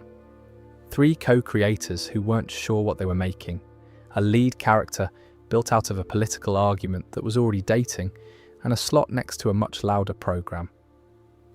What happened instead is that a group of people kept turning up for 20 years, and slowly, without much fanfare, built something quite strange and quite specific, and the thing they built has now outlasted the block it was created for. 2 cancellations, a network change, a merger, and the entire industry it was born into. 399 episodes, which is not a number you reach by accident. Anyway, let's go back down to the individual people for a bit, because the 2 kids in that house have both had a stranger time of it than anyone gives them credit for. Here's a difficulty that every show with a teenage boy in it eventually runs into. The teenage boy is the audience surrogate. That's the traditional job. He's the one experiencing things for the first time, so the audience experiences them with him, and his cringe is our cringe. The problem is that this only works while the boy is sympathetic, and a 14-year-old who never grows up across that many episodes of television becomes very difficult to keep sympathetic because he keeps making the same mistakes and you stop feeling sorry for him. American Dad solved that in a way I find genuinely clever, which is that it made Steve slightly awful, not a villain, not unlikable, but properly, recognisably selfish in the way actual adolescents are, and the show never pretends otherwise. Steve is vain. Steve is enormously entitled about attention. Steve will abandon a friend instantly for a marginal social gain and then be baffled when there are consequences. Steve is capable of real cruelty, particularly toward the people who care about him most, and he's entirely unaware that he's doing it. And because the show is honest about all that, he stays funny. A perpetually innocent boy would have become unbearable by season 8. A boy who is genuinely a bit of a nightmare can carry a story indefinitely, because you never quite know how far he'll go. The other thing that keeps him viable is the rage. Steve has a temper, and when it comes out completely.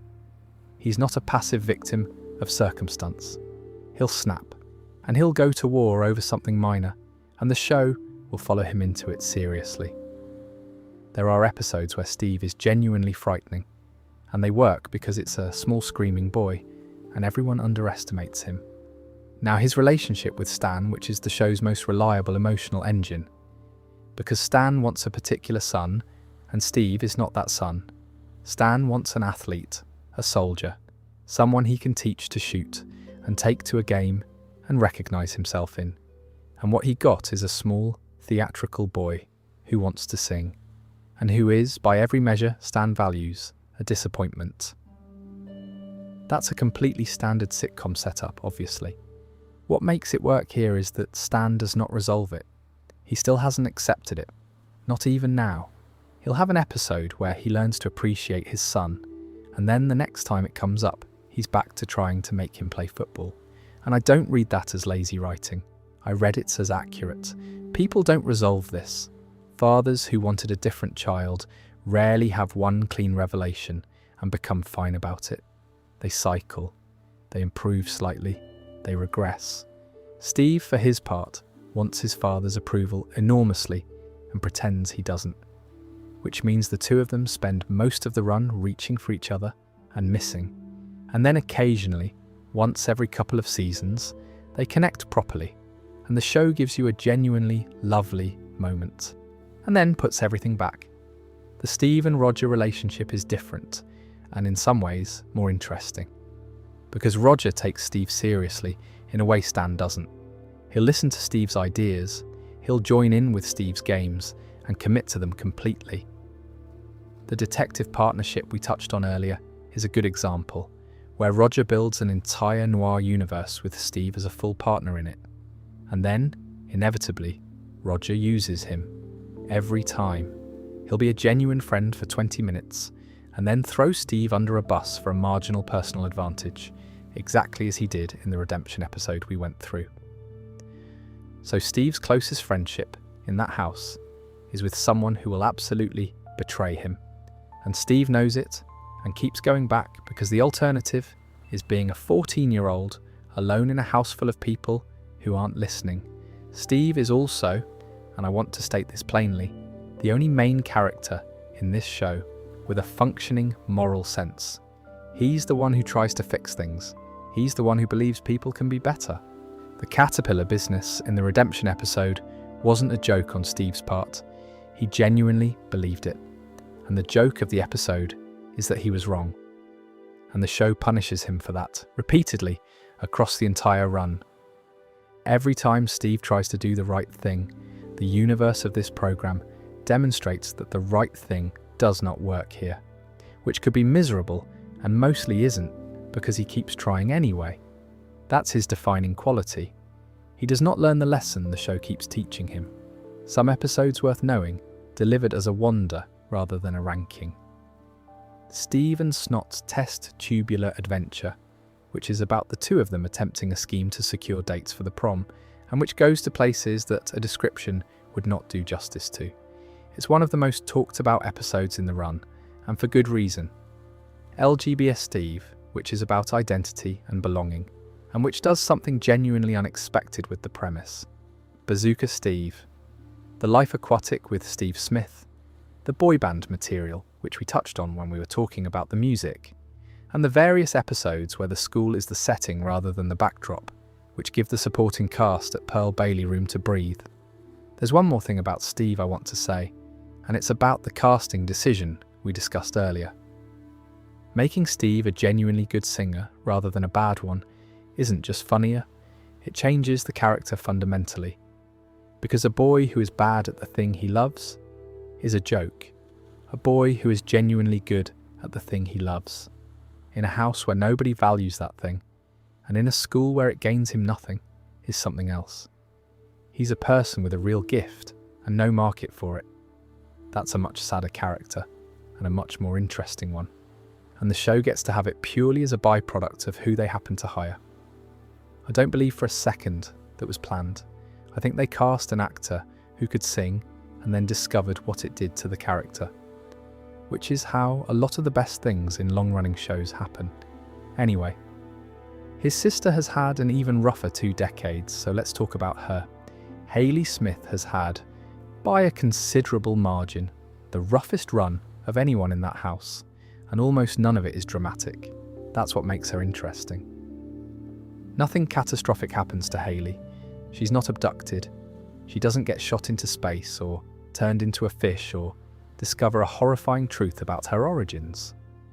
What happens to Hayley is that time passes and nothing works. I set out earlier where she started, as one half of an argument, and where she drifted to, so I'll take it from there rather than going over it again. The specific texture of Hayley's adulthood is the thing I find genuinely well observed. She works constantly.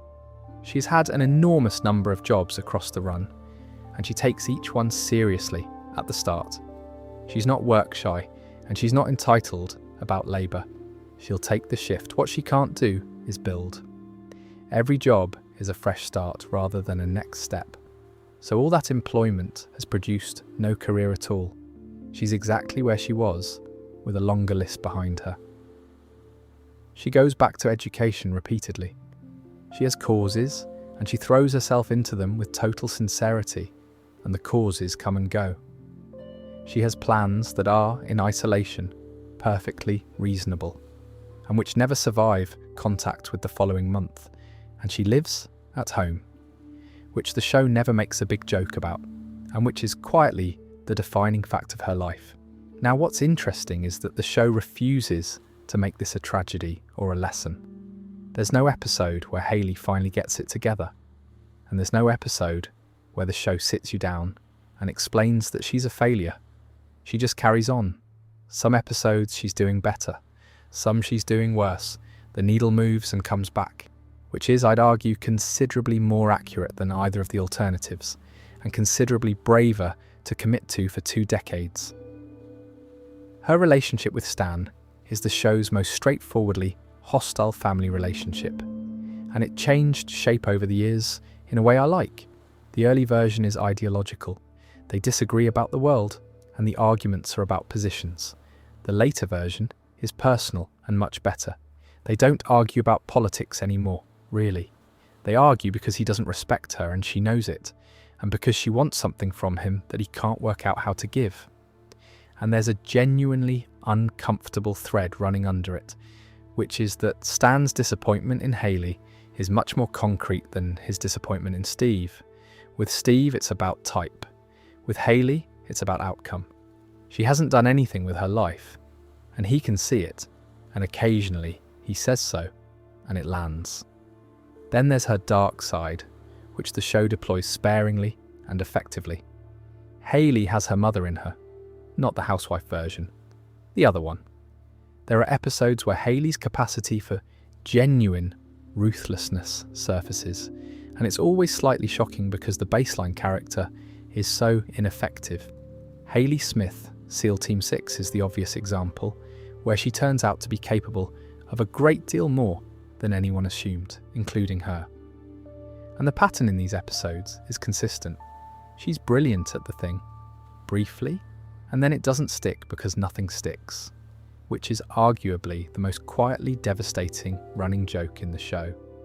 The problem was never that she lacked ability, the marriage which I introduced earlier and want to look at properly now, because it's one of the better long-form relationships in animation. Hayley and Jeff are not an aspirational couple. They're not a disaster either.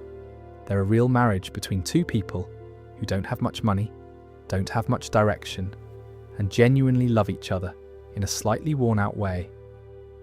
The later seasons run entire episodes about the specific dysfunctions of it, that Hayley doesn't open up, that Jeff wants more emotional access than she'll give, that they've settled into patterns neither of them chose, and neither wants to be the one to name. There's an episode where the whole plot is that Jeff needs Hayley to talk to him, and she flatly does not want to, which is a proper adult marital problem, dramatised in a cartoon and treated seriously. And of course, underneath all of it sits the thing we went through earlier with the wormhole, and the choice he made, which he can never tell her about, and which she'll never know. Rachel MacFarlane's performance is worth sitting with, because Hayley is a hard part. She's got to be irritating enough to be funny to argue with, sympathetic enough that you don't want her to lose, and defeated enough that her circumstances land, and she can't have too much self-pity in the voice, or she becomes a drag. The way MacFarlane plays it is with a slightly flat, slightly worn quality. Hayley doesn't sound depressed exactly. She sounds tired, which is exactly right for someone who's been starting over for 2 decades. And in the arguments with Stan, which, as I noted earlier, are 2 actual siblings going at it, there's a specific authenticity to the escalation. They interrupt each other properly, they go for the throat quickly, the way people do when they've had the same fight 1,000 times. One more thing about Hayley that I think gets missed. She's the only member of that family who has any real awareness of what the household actually is. Steve knows what Roger is, as we've established. Klaus knows everything and is powerless. But Hayley is the one who periodically looks around at the CIA father, the alien in the loft, the fish, the husband who is in space, and registers out loud that this is not a normal way to live, and then she stays, because she can't afford not to, and because it's her family, which is, if I'm honest, the most relatable thing in the whole programme. But talking a bit about the episodes where reality just stops behaving properly, because there are more of those than you'd think. There's a whole category of American Dad episode where you cannot trust what you're watching, and the show does this often enough that a seasoned viewer develops a sort of low-level suspicion. An incident at Owl Creek is the purest example, and the title is the giveaway if you know your American short fiction, because it's a direct reference to an occurrence at Owl Creek Bridge, which is one of the most famous unreliable narrative stories ever written. If you don't know it, I won't spoil the mechanism, because the whole point of that structure is arriving at it cold. But the show naming its episode after it is essentially a promise made to the small percentage of the audience who'd catch it that something is going on. I love that. It's a joke that only works if you did the reading, placed in a cartoon about a man with an enormous chin. Then there's Vision, Impossible, which is about precognition and everything that comes with it, and which has a genuinely well-constructed piece of plotting inside it. Poltergasm, which is a haunting episode, and which does something quite funny with the source of the haunting. And then there's the multiverse material, which the show came to relatively late, and used with more restraint than you'd expect, because the multiverse is a genuinely dangerous tool for a comedy. Once anything can happen, nothing matters, and a lot of shows have destroyed themselves reaching for it. If every episode can be an alternate timeline, then no episode has stakes. American Dad's approach was to use it for tidying rather than for stories. We went through the Christmas timeline solution earlier, which is the clearest case, and it's telling that when they finally deployed a multiverse, it was principally as an administrative device. There's also a general looseness about death in this show that's worth naming, because it's more extreme than people remember. Characters die a lot in American Dad. Main characters. The family has been killed off in various configurations more than once, across the flash-forwards, and the apocalypses, and the various universes. And then they're back the following week, with no explanation and no acknowledgement, which the show is entirely relaxed about. It's a cartoon. Cartoons have always done this. The difference is that American Dad tends to do it in episodes that are otherwise played completely straight. So you get the disorienting effect of a genuinely somber death scene, followed by a completely normal episode. The 300th episode, which we went through, is the extreme version of this. The family murders one another in a broken future, with no jokes, and then everything is fine. And I think the reason it works rather than feeling cheap is that the show is honest about what it's doing. It's not asking you to believe the deaths are permanent. It's asking you to feel them for the duration of the scene and then let them go, which is, incidentally, exactly what a dream is. And the show does a lot of dreams. There's a related category worth mentioning, which is the episodes that turn out to have been a story someone was telling.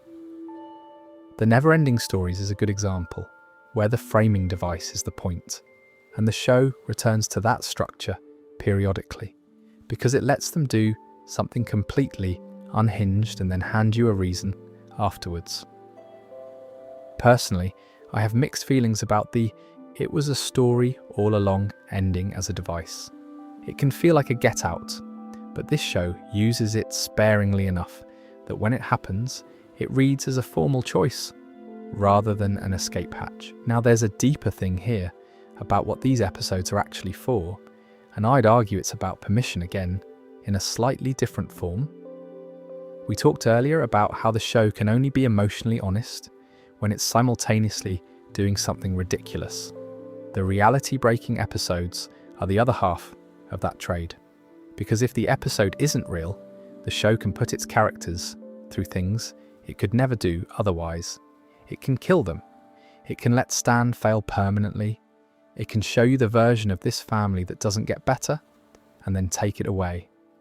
That's an enormously useful pressure valve for a series that otherwise has to end every episode with everyone back on the sofa. Once or twice a season, the show gets to say what would actually happen to these people, and then unsay it, and the audience knows it's unsaid. Nobody watching that episode thinks the Smiths are dead, but you felt it while it was happening, and the show got to explore something it could never commit to, and everyone gets to move on. There's also, I think, something quite specific about the way this show handles the future. Flash forwards in most sitcoms are aspirational or comedic. Here's where these characters end up, and it's usually either sweet or a gag about how little has changed. American Dad's flash forwards are almost uniformly grim. The family separated, Stan alone and diminished, Steve grown but fragile, Haley still stuck. And every time the underlying implication is that if you let these people continue on their current trajectory without the reset button, this is what happens. The reset button isn't just a production convenience in this show, it's mercy. That's a slightly heavy thought for something you're falling asleep to, so let me put a lighter one next to it. The other reason the show does these episodes is almost certainly that they're fun to make. If you're an animator who has drawn the same kitchen 400 times, an episode set in a haunted house, or a broken future, or a 19th century battlefield is a gift. And you can see that in the work. The reality-breaking episodes consistently look better than the standard ones, because everyone involved is enjoying themselves. Which is, when you get down to it, most of the explanation for why anything good happens on a long-running television show. Somebody got bored and wanted to try something. Speaking of which, let's finish by talking about how these things actually got made. Let's finish in the building where they make it, because the practical business of producing an animated sitcom is genuinely interesting and nobody talks about it. The first thing to understand is the timeline. Animation is slow.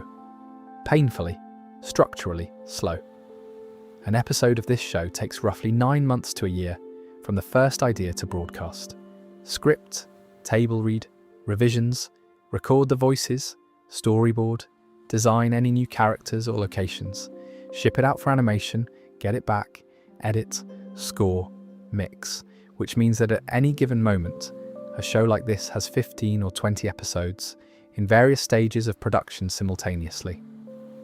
Somebody's writing episode 411 while somebody else is scoring 406, and somebody else is doing final mix on 402, and that explains an enormous amount about how the show behaves. It explains why the topical jokes are rarer than on the sibling show. You cannot be topical with a 9-month lead time.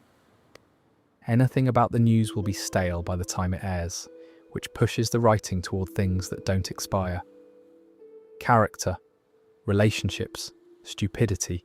It explains the scheduling chaos we went through earlier, where episodes get held back and aired years later out of order. Because when you've got 20 episodes in the pipeline, the network can simply choose to hold some. And it explains why continuity is loose, because the person writing episode 411 has no idea what the person on 406 decided, since neither has been finished. Now the writer's room. This show has always been a room show, in the sense that stories are broken collectively, rather than by individual writers going away and coming back. The credited writer on an episode did the script, but the story is usually a room construction. And there's a specific ritual worth knowing about, which is the retreat. Before a season, the writing staff goes away together to generate ideas. Not to write, to generate, to sit in a room, or a field, or a bar, and throw things around until enough of them stick to fill 20 episodes. That's a common practice across animation, and it produces a very particular kind of comedy, because the ideas that survive a room are the ones that made a group of tired professionals laugh out loud, which is a much better filter than one person deciding something is clever. The music as inspiration approach we discussed earlier fits into this as a way of loosening the room up rather than as a formal method. Then there's the production side, which is where a lot of the credit belongs and almost none of it lands. Caravallo has produced this show for essentially its entire existence, and the producers and directors on the animation side are the people who actually make the episode exist as a thing you can watch. Zach Moncrief, Brian Loschiavo, Michael Rowe, Diana Ritchie. The directors, people like Joe Daniello, Chris Bennett, Valerie Fletcher, Pam Cook, Jansen Yee, Tim Parsons, Josue Cervantes. If you go through the credits of the episodes I've talked about tonight, the same names come round and round. Dan Yellow directed the Rapture episode, and a huge number of the other standouts. Bennett directed the space one. These are people who have been drawing this particular family for the better part of 2 decades. That's the stability I mentioned earlier, and it's the real explanation for why the later seasons look and feel as good as they do. It's not magic, it's just a large group of skilled people who stayed. There's a detail about the process I find rather charming, which is the recording. The main cast doesn't necessarily record together. That's standard in American animation for scheduling reasons, because these are working actors with other jobs. So a scene between Stan and Roger might be MacFarlane on his own doing both parts, and a scene between Stan and Haley might be 2 siblings recording months apart, which means the chemistry you hear in those scenes is largely constructed in the edit. The performances are assembled, and the fact that it sounds like a family talking is a technical achievement by an editor, not just an acting one. Now the economics, briefly, because they explain the show's whole life. An animated show is expensive to make and enormously valuable once it exists because animation doesn't age the way live action does. Nobody gets older. Nothing goes out of fashion except the references. So a library that size is an asset that keeps earning for decades, which is why the recent business developments we went through make sense. The show came back not because a network fell in love with it, but because a library of that size attached to a streaming arrangement is worth having. That's not cynical particularly, it's just how television works, and in this case the commerce and the art happen to want the same thing, which is that the show should keep existing. There's one more production reality worth naming, and Weitzman touched on it when the show moved recently. Budget cuts, a few writers lost, a shrunken schedule, which is the unglamorous truth of a long-running show. It doesn't get more resources as it goes. It generally gets fewer, and the people making it are expected to maintain quality on less, year after year, and mostly they do, because they've got very good at it. I think that's worth sitting with for a second, actually. The reason the later episodes are good is not that anyone gave them more, it's that a group of people who had been doing this since the start had become extremely skilled at making 22 minutes of animation out of not very much. Craft accumulates. That's the whole thing. Year after year of the same people solving the same problems produces solutions nobody could have designed in advance. And the odd consequence is that the show got best at exactly the point when the fewest people were watching, which is either very sad or quite funny, depending on your mood. I'd say funny. It suits it. This was always the program nobody was paying attention to, and it spent that inattention extremely well. I introduced the supporting cast earlier, fairly briskly, and I want to come back to a few of them properly, because some of these people have been in more episodes than most sitcom leads manage in a career. Principal Lewis first, because he might be the show's best supporting character. The joke at the surface level is the gap between the job and the man. He runs a school. He is responsible for the education and safety of hundreds of children. And over the years, the show has established a personal history for him that includes, at various points, a criminal past, substance problems, a period of homelessness, various schemes, and a general sense of a man who has been to places and come back changed. He talks about all of it openly, to children, during assemblies, and what elevates him beyond the joke is that Kevin Michael Richardson plays him with total warmth. Lewis is not sinister. He's not a predator or a menace. He's a man who has had an extremely difficult life and now has a job, and he does the job, and he'll tell you about the difficult life while doing it. There's something almost sweet about it. He's not hiding anything. He's the most honest adult in the entire program. He's also, in his own strange way, occasionally the wisest, because a man who has actually been through things has perspective, and every so often Lewis will say something to Steve that is genuinely useful advice, delivered in the middle of an anecdote nobody asked for. Then there's Snot's family, which the show treats with more care than you'd predict. Snot is Jewish, and the show does not use that as a punchline. It uses it as a fact about a character with a family and a community and obligations.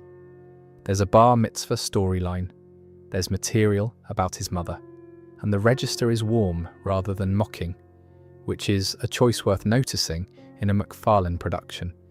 The Yoshidas, Toshi's family, which lets the show do a very specific thing.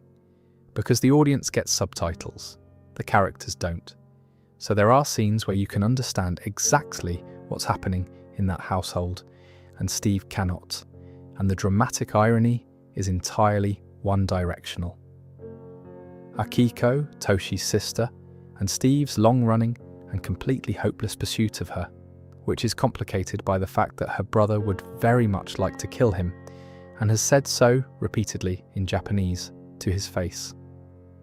Bob and Linda Mamari, the neighbours, voiced by Ron Livingston and Megan Price, who exist largely so that Stan can have somebody to be suspicious of.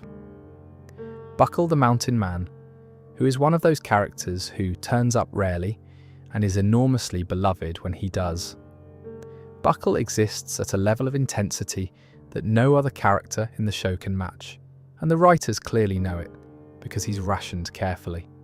Once in a while, at most. Any more, and he'd overwhelm everything.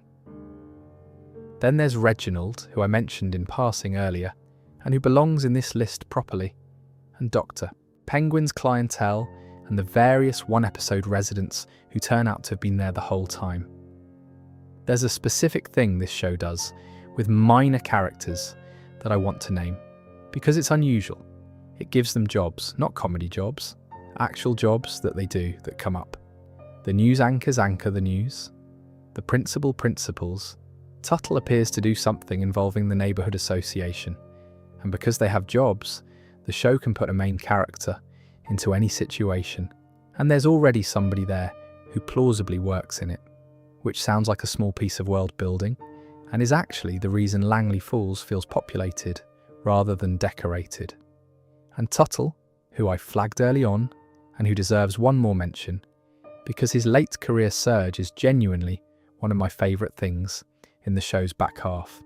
He was a background neighbour for years, and then somebody in the room clearly decided he was funny, and suddenly he's everywhere. Eclipse parties, storylines, plot relevance, that happens on long-running shows. A minor character catches somebody's ear and gets promoted, and if the show lasts long enough, they end up practically a regular. Now the town is a collective, which I gestured at earlier and want to close properly. Langley Falls has a mob mentality, and the show uses it constantly. The population can turn on somebody, en masse, over almost nothing, and once turned they stay, turn for years. The redemption episode we went through is the ultimate example. An entire town, unified in hatred, remembering individually and specifically what one man did to each of them. But it happens in smaller ways all the time. The town decides something, and that's that. There's no persuading them, and any character who has been publicly humiliated in Langley Falls carries it more or less permanently. That's a very useful engine for a comedy, because it means humiliation has consequences that outlast the episode. And it's also, I'd argue, a fairly sharp observation about small-town life, which the show arrives at without ever seeming to try. There's one more thing about the supporting cast that I want to name, and it's structural. Long-running shows tend to have a supporting cast that ossifies. The characters get a defining trait early and then perform it forever, because that's what the audience recognises. American Dad let its supporting characters have lives. Greg and Terry adopted a child, and then had that relationship end.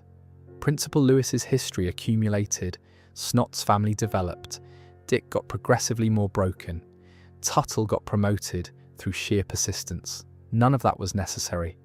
A show can absolutely run this long with a static supporting cast and nobody complains.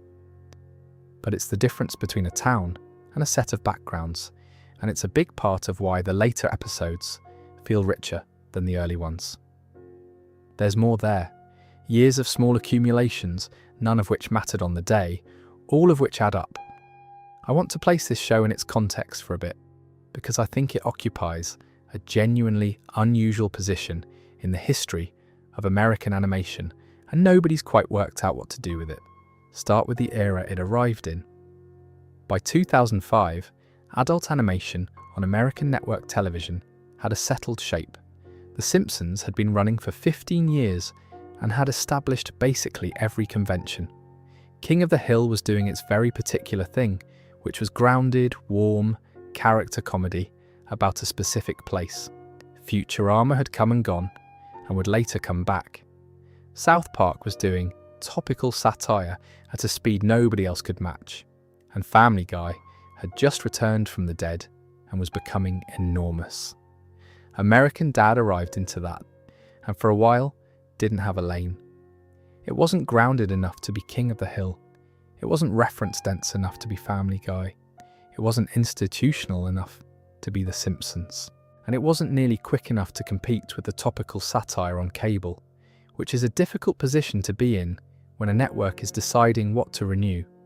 And it explains the show's rocky early years better than any judgment about quality does.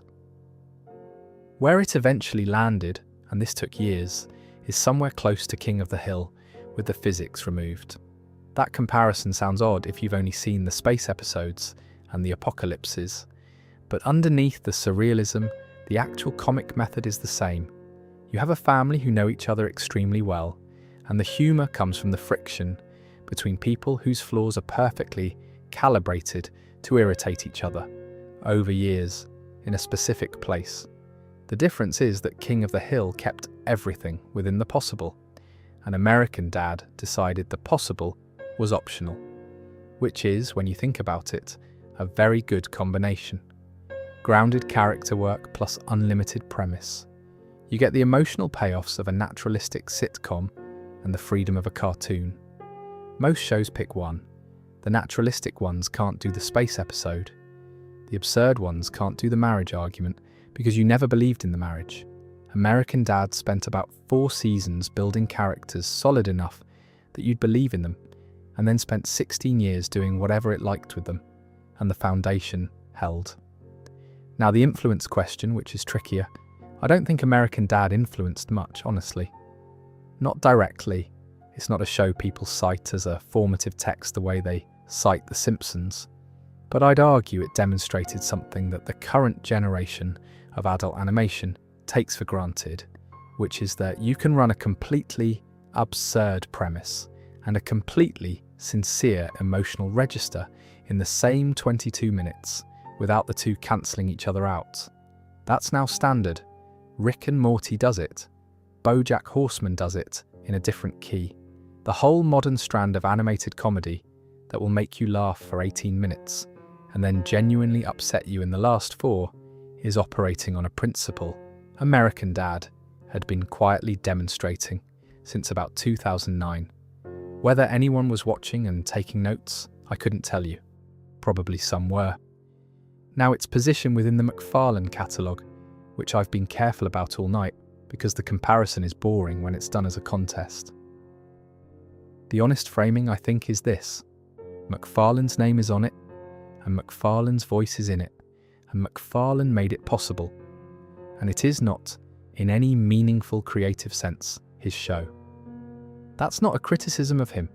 He said as much himself, essentially, in describing his early distance from it. He was making something else at the time, and this was somebody else's project with his name attached. What that produced is genuinely unusual. A show with all the resources and access of a major creator's project, and none of the creative supervision, which is close to ideal conditions for a writer's room, if you happen to have a good one. And they had a good one. The other thing I'd say about its place is that American Dad has become the answer to a specific question, which is what happens if a show's allowed to just keep going without anyone deciding what it's for. Most shows are managed. There's an idea of the brand, and the network protects it, and the show becomes progressively more like itself until it's a parody of the thing people liked. Nobody was managing this, so it wandered. It went from a political sitcom to a character comedy to something that could be a stage play or a Bond film or a space opera on any given week, and no executive ever sat down and said, "Hang on, what is this show?" That's the whole story, really. 20 years of nobody asking that question, and the answer, arrived at accidentally, is one of the more inventive runs of television comedy in recent memory, which is not what I'd have predicted in 2005, and I don't think anyone would. There's one more comparison worth making, and it's the one nobody makes, which is to the British sitcom tradition. Because the thing American Dad actually does, underneath all the aliens and apocalypses, is the thing that British comedy has always been better at than American comedy. It builds a small group of people who are stuck with each other, gives them flaws that grind against each other precisely, and then simply runs them. Nobody escapes, nobody gets the promotion. Haley does not eventually succeed. Stan does not eventually understand his son. The situation does not resolve, because the situation is the show. That's much closer to the model of a British sitcom than to the American one, where the traditional shape is that people improve and things work out, and the ending is warm. I don't think that's deliberate. I think it's what happens when you run a show long enough that the writers stop believing their own characters can change. But it produces something with a genuinely different flavour from most of what was around it, and I'd argue it's why the show has aged as well as it has. Comedy built on people improving dates the moment the values shift. Comedy built on people being stuck is more or less permanent. Certainly not something the three people who started it out of irritation about an election could have planned. Every long-running show has a set of arguments its audience keeps having, and I thought I'd go through American Dads, since we're here and there's no rush. The first is about the early seasons. There's a camp that maintains the first 3 or 4 seasons are the good ones, and everything all after is a decline. And I want to take that seriously, rather than dismiss it, because there is something real in it, even if I disagree with the conclusion. What the early seasons have is a tighter connection to a recognisable world. Stan has a political position that means something. The stories are about things that could happen. There's a satirical spine, and when the show drifted toward pure character comedy and absurdity, it did lose that. There's no version of late American Dad that has anything to say about the world, and if that's what you came for, its absence is a real loss. I just happen to think what replaced it is better, but it's not an unreasonable position, and it's not nostalgia. The second argument is about Roger. There's a strand of opinion that Roger got too much, that he took over the show, that his sociopathy escalated past the point of comedy, and that a series which started as an ensemble became a vehicle for one character. And, well, I set out earlier why the writers gravitated toward him, and the reasons are sound from their perspective. But the criticism has evidence behind it. There are stretches where Roger is in every plot and the family becomes reactive, and the show loses something. I'd say the strongest form of the complaint isn't about volume, it's about consequence. Roger does genuinely appalling things and faces nothing. And when a character has no stakes at all, some of the comedy leaks out. Because part of what makes escalation funny is the possibility that it will land on someone. The third argument is about the network move. There's a persistent belief that the show got worse when it changed homes, and I think this one is more or less demonstrably wrong, but it's worth understanding why people believe it. Partly its availability. When the show moved, a lot of casual viewers simply lost track of it. It wasn't in the Sunday slot anymore. And if you stopped watching at that point, the last episodes you saw were from a particular era, and everything after exists for you only as a rumour. And partly it's the numbering chaos which we went through. and which makes it genuinely difficult for a casual viewer to work out what they've seen and what they haven't. But the actual episodes from the later period include a great many of the ones I've talked about tonight as highlights. The evidence doesn't support the decline narrative. The fourth argument is about the show's politics, and this one is the most interesting, because the show began as a satire of a conservative and then made him lovable. And there's a legitimate question about what that does.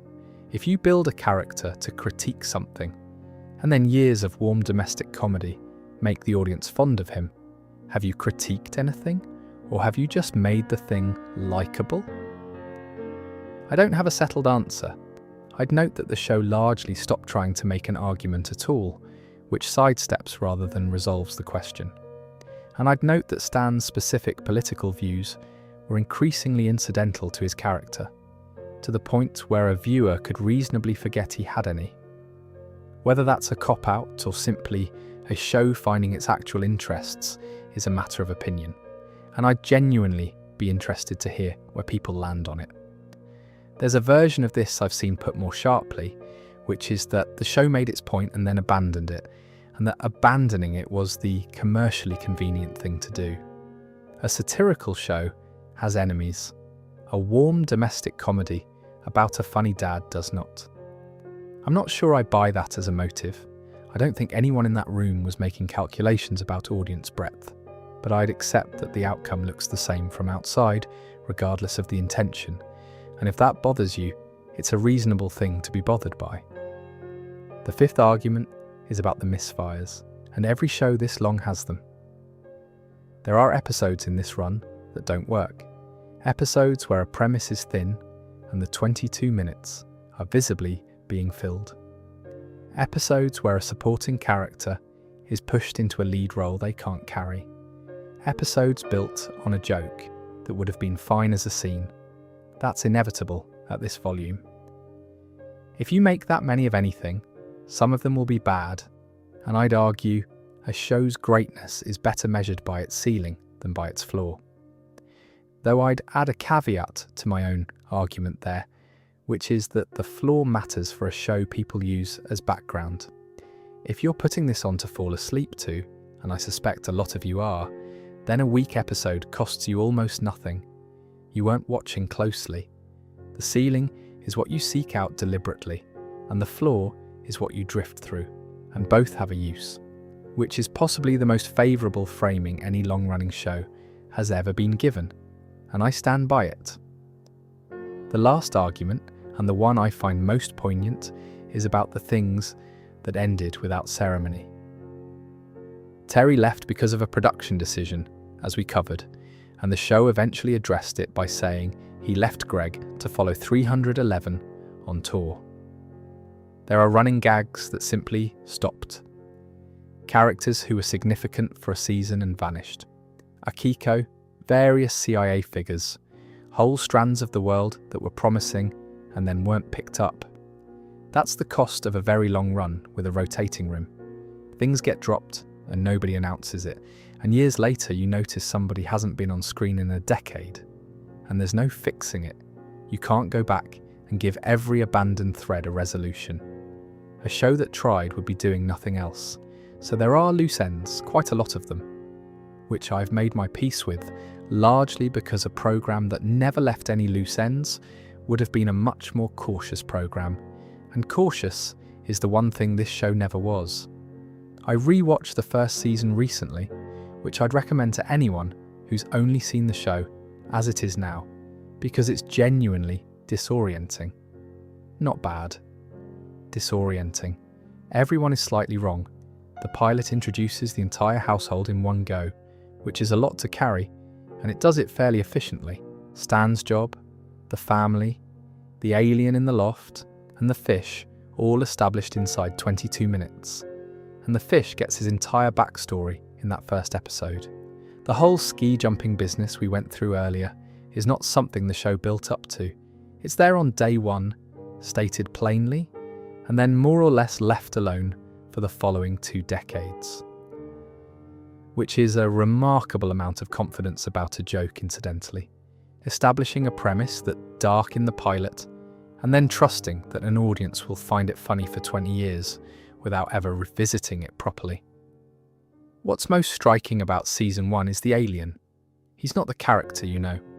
We covered the drift earlier, so I won't restate it, but seeing it is different from being told about it. Early Roger is meek.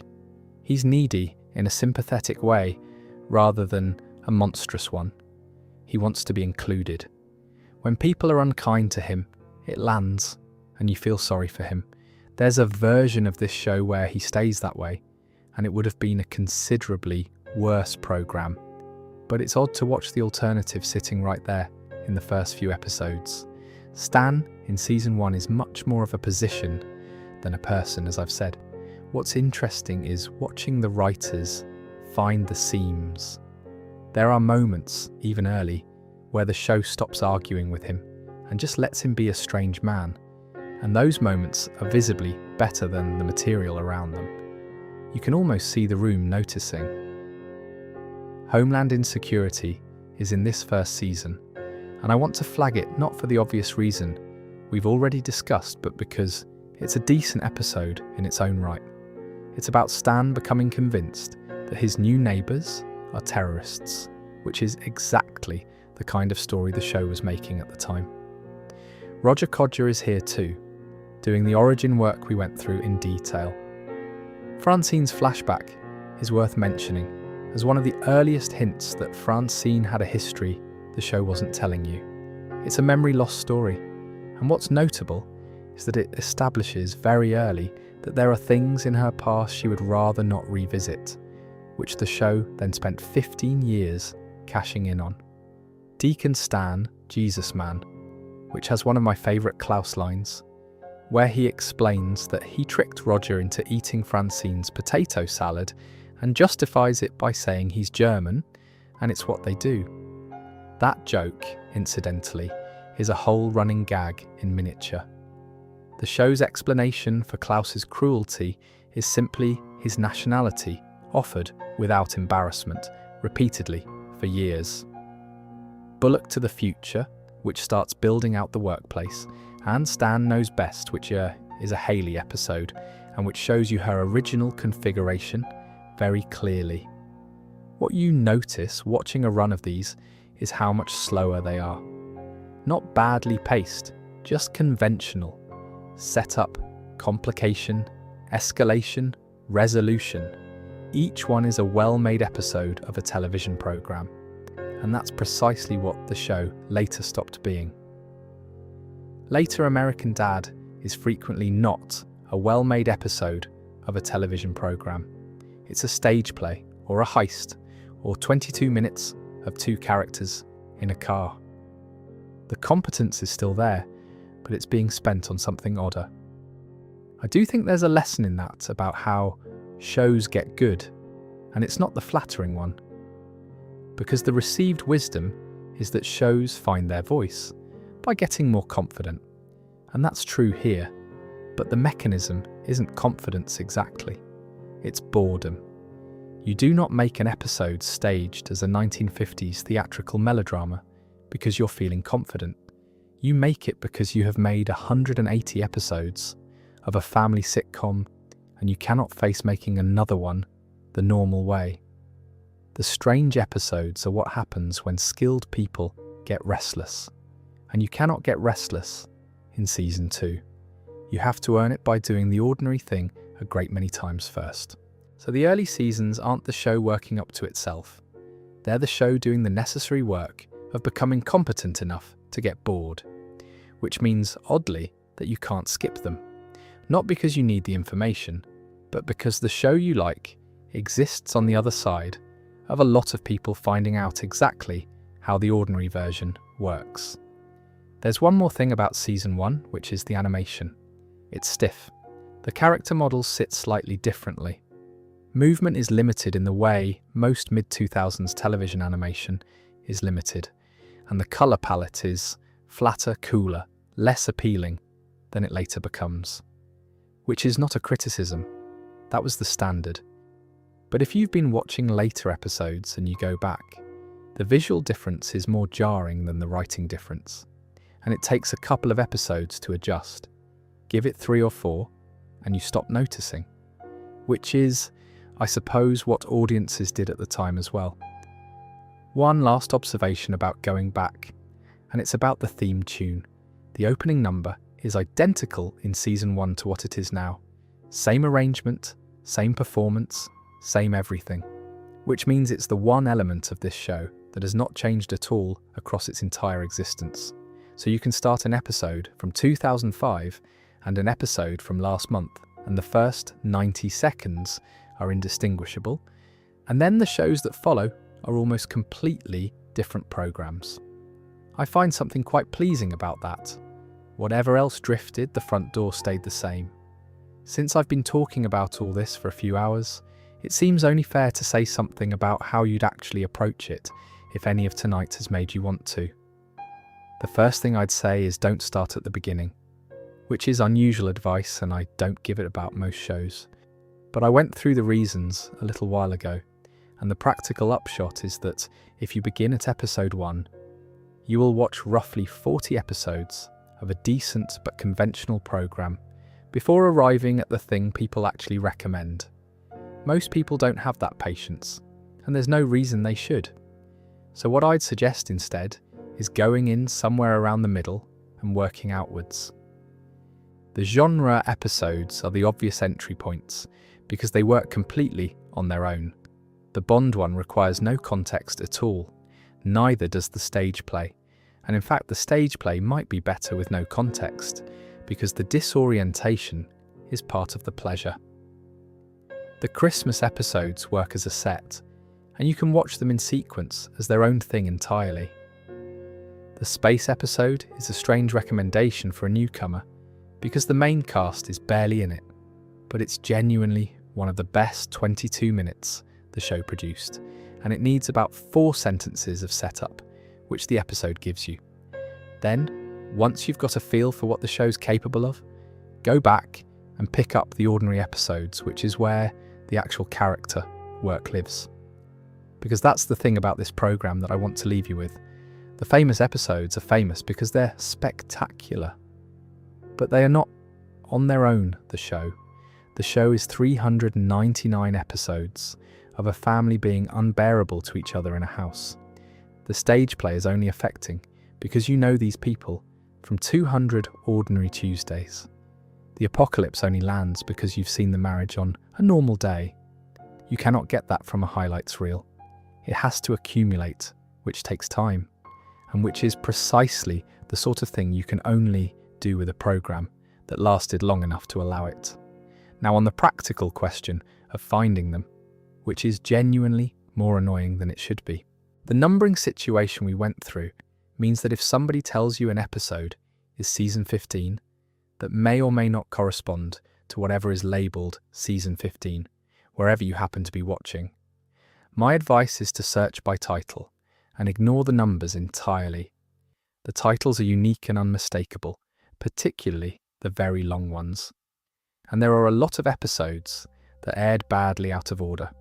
So if something seems to reference an event you haven't seen, that's not necessarily your fault. One more piece of advice, which is about pace. Do not binge this show. I say that as someone who has tried, and who came out the other side of 11 episodes in a day, feeling slightly unwell in a way I couldn't identify. Because the episodes are highly variable by design, and the effect of watching 6 in a row is that the variation flattens out.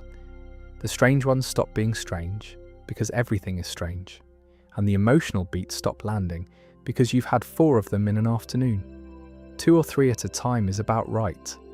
There's a reason the original broadcast model worked, and it wasn't just advertising. A week between episodes lets the strange ones stay strange, and if you're going to do a run of them, mix the eras. Take one from early, one from the middle, one from recent. You'll get a much clearer sense of what actually changed than you will from watching 6 consecutive episodes from one season, where everything looks the same because it was all made by the same people in the same few months, which conveniently makes it excellent background television, and I imagine some of you have been using it that way for years, which is presumably why you're listening to this.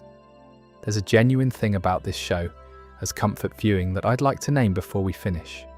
It works, as background, better than almost anything. And I think the reason is the modular quality we've discussed. Any episode can be anything, so there's no obligation to follow. The characters are so well established that you can drop in at minute 11 and know exactly where you are, and the tone, for all the darkness we've catalogued tonight, is fundamentally warm. That family likes each other. That's the base state. They do appalling things, and they come back to the sofa, which is a genuinely restful thing to have on in a room, whatever else is going on in it. One more thought on that, and then I'll leave it. I think part of why this particular show works as company is that nothing in it is asking you for anything. It's not building to a finale you need to be awake for.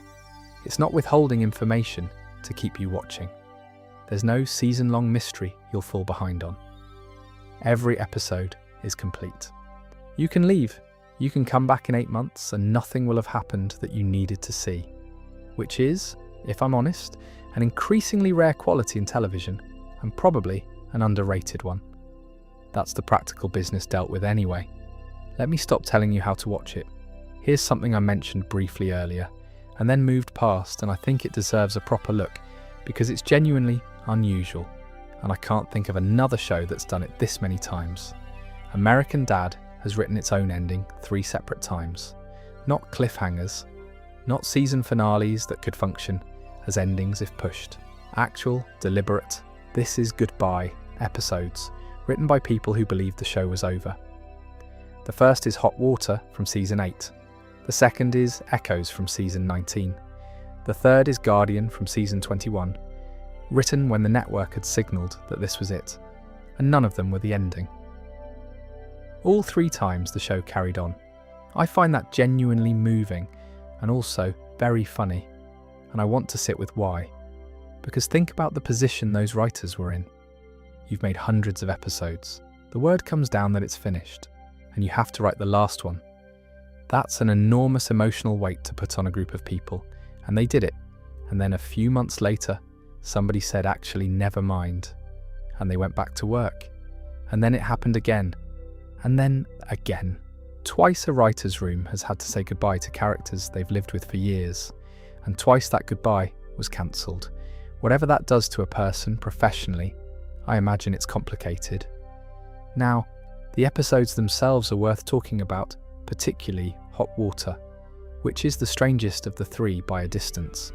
Hot Water is a musical episode about a hot tub, and I'm aware that sentence does not communicate the tone.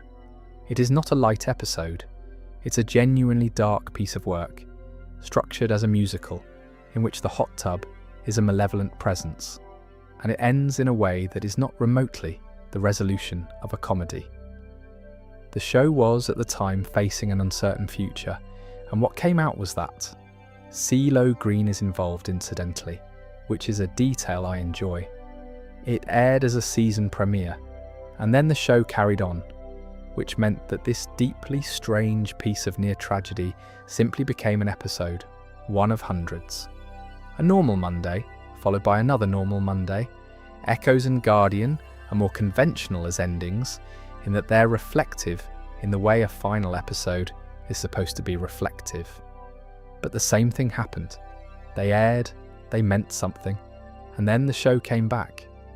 And the consequence of all this is quite specific, which is that American Dad has a slightly odd relationship with finality that shows up in the writing itself.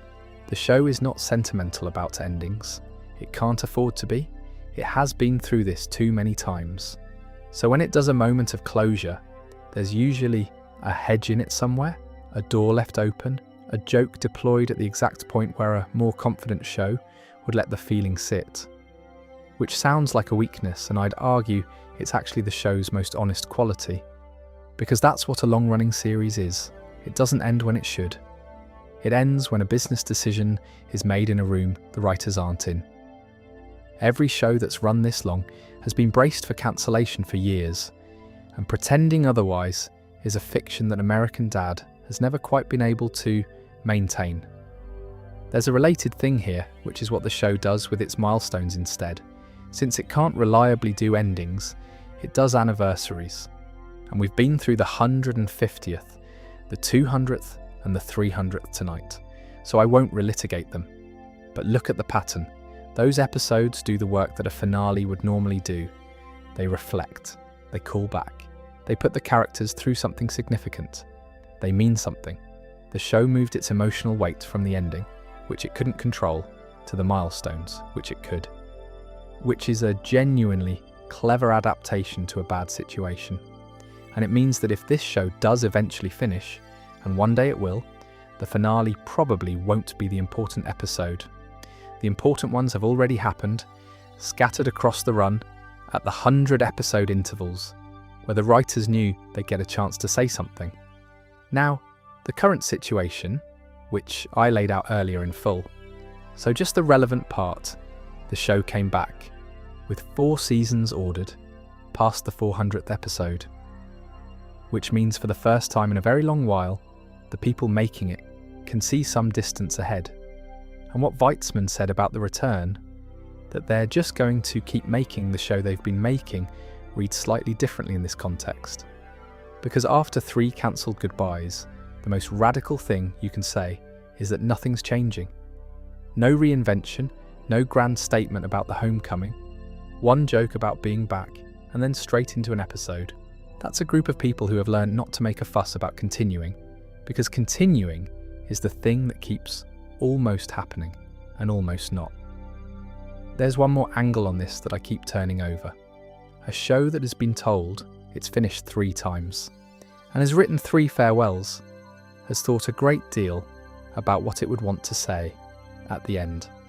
Which means somewhere in the accumulated material, there are probably 3 different versions of what this show believes about itself, and they'd be different because they were written years apart by different rooms in different circumstances. I'd quite like to watch those 3 episodes back to back sometime, purely to see what they have in common. Whatever's in all 3 is presumably the thing the show actually thinks it's about, arrived at independently, 3 times over. I suspect it's the family, honestly. I suspect that's what it comes down to whenever they're forced to decide, which is a slightly boring answer for a programme with this much strangeness in it, but it's usually the true one. The house, the people in it, and the light on in the attic. I keep coming back to the attic, not the wardrobe or the personas, or any of the enormous mythology that got built up there. Just the bar, the fact that a man built a bar in the family's attic, and the family got dressed up to go there, and treated climbing a ladder in their own house as a night out. That's the show, really. Somebody had a daft idea, nobody stopped them, and then everyone involved just decided to take it seriously for 20 years. 360 episodes of that, which is a genuinely absurd number when you sit with it. 400 times somebody had to work out what happens next in a house containing a spy, a woman with 3 separate biographies, a boy with a middle name he didn't choose, a man in a bowl, and whatever Roger technically is. And they were still finding new things to do in the last stretch. That's the part I find hardest to explain to people who gave up on it in 2007. There's plenty left if you fancy it. I could quite happily spend another few hours just on the Persona catalogue, because I've barely scratched it here, and there are hundreds. Or the full Christmas timeline, in proper order, war and all. Or a whole thing on Steve, who deserves more time than I gave him tonight. Might do those at some point, but for now, that's the house. Ordinary street, ordinary town, ordinary looking family, and a light on in the attic. Sleep well.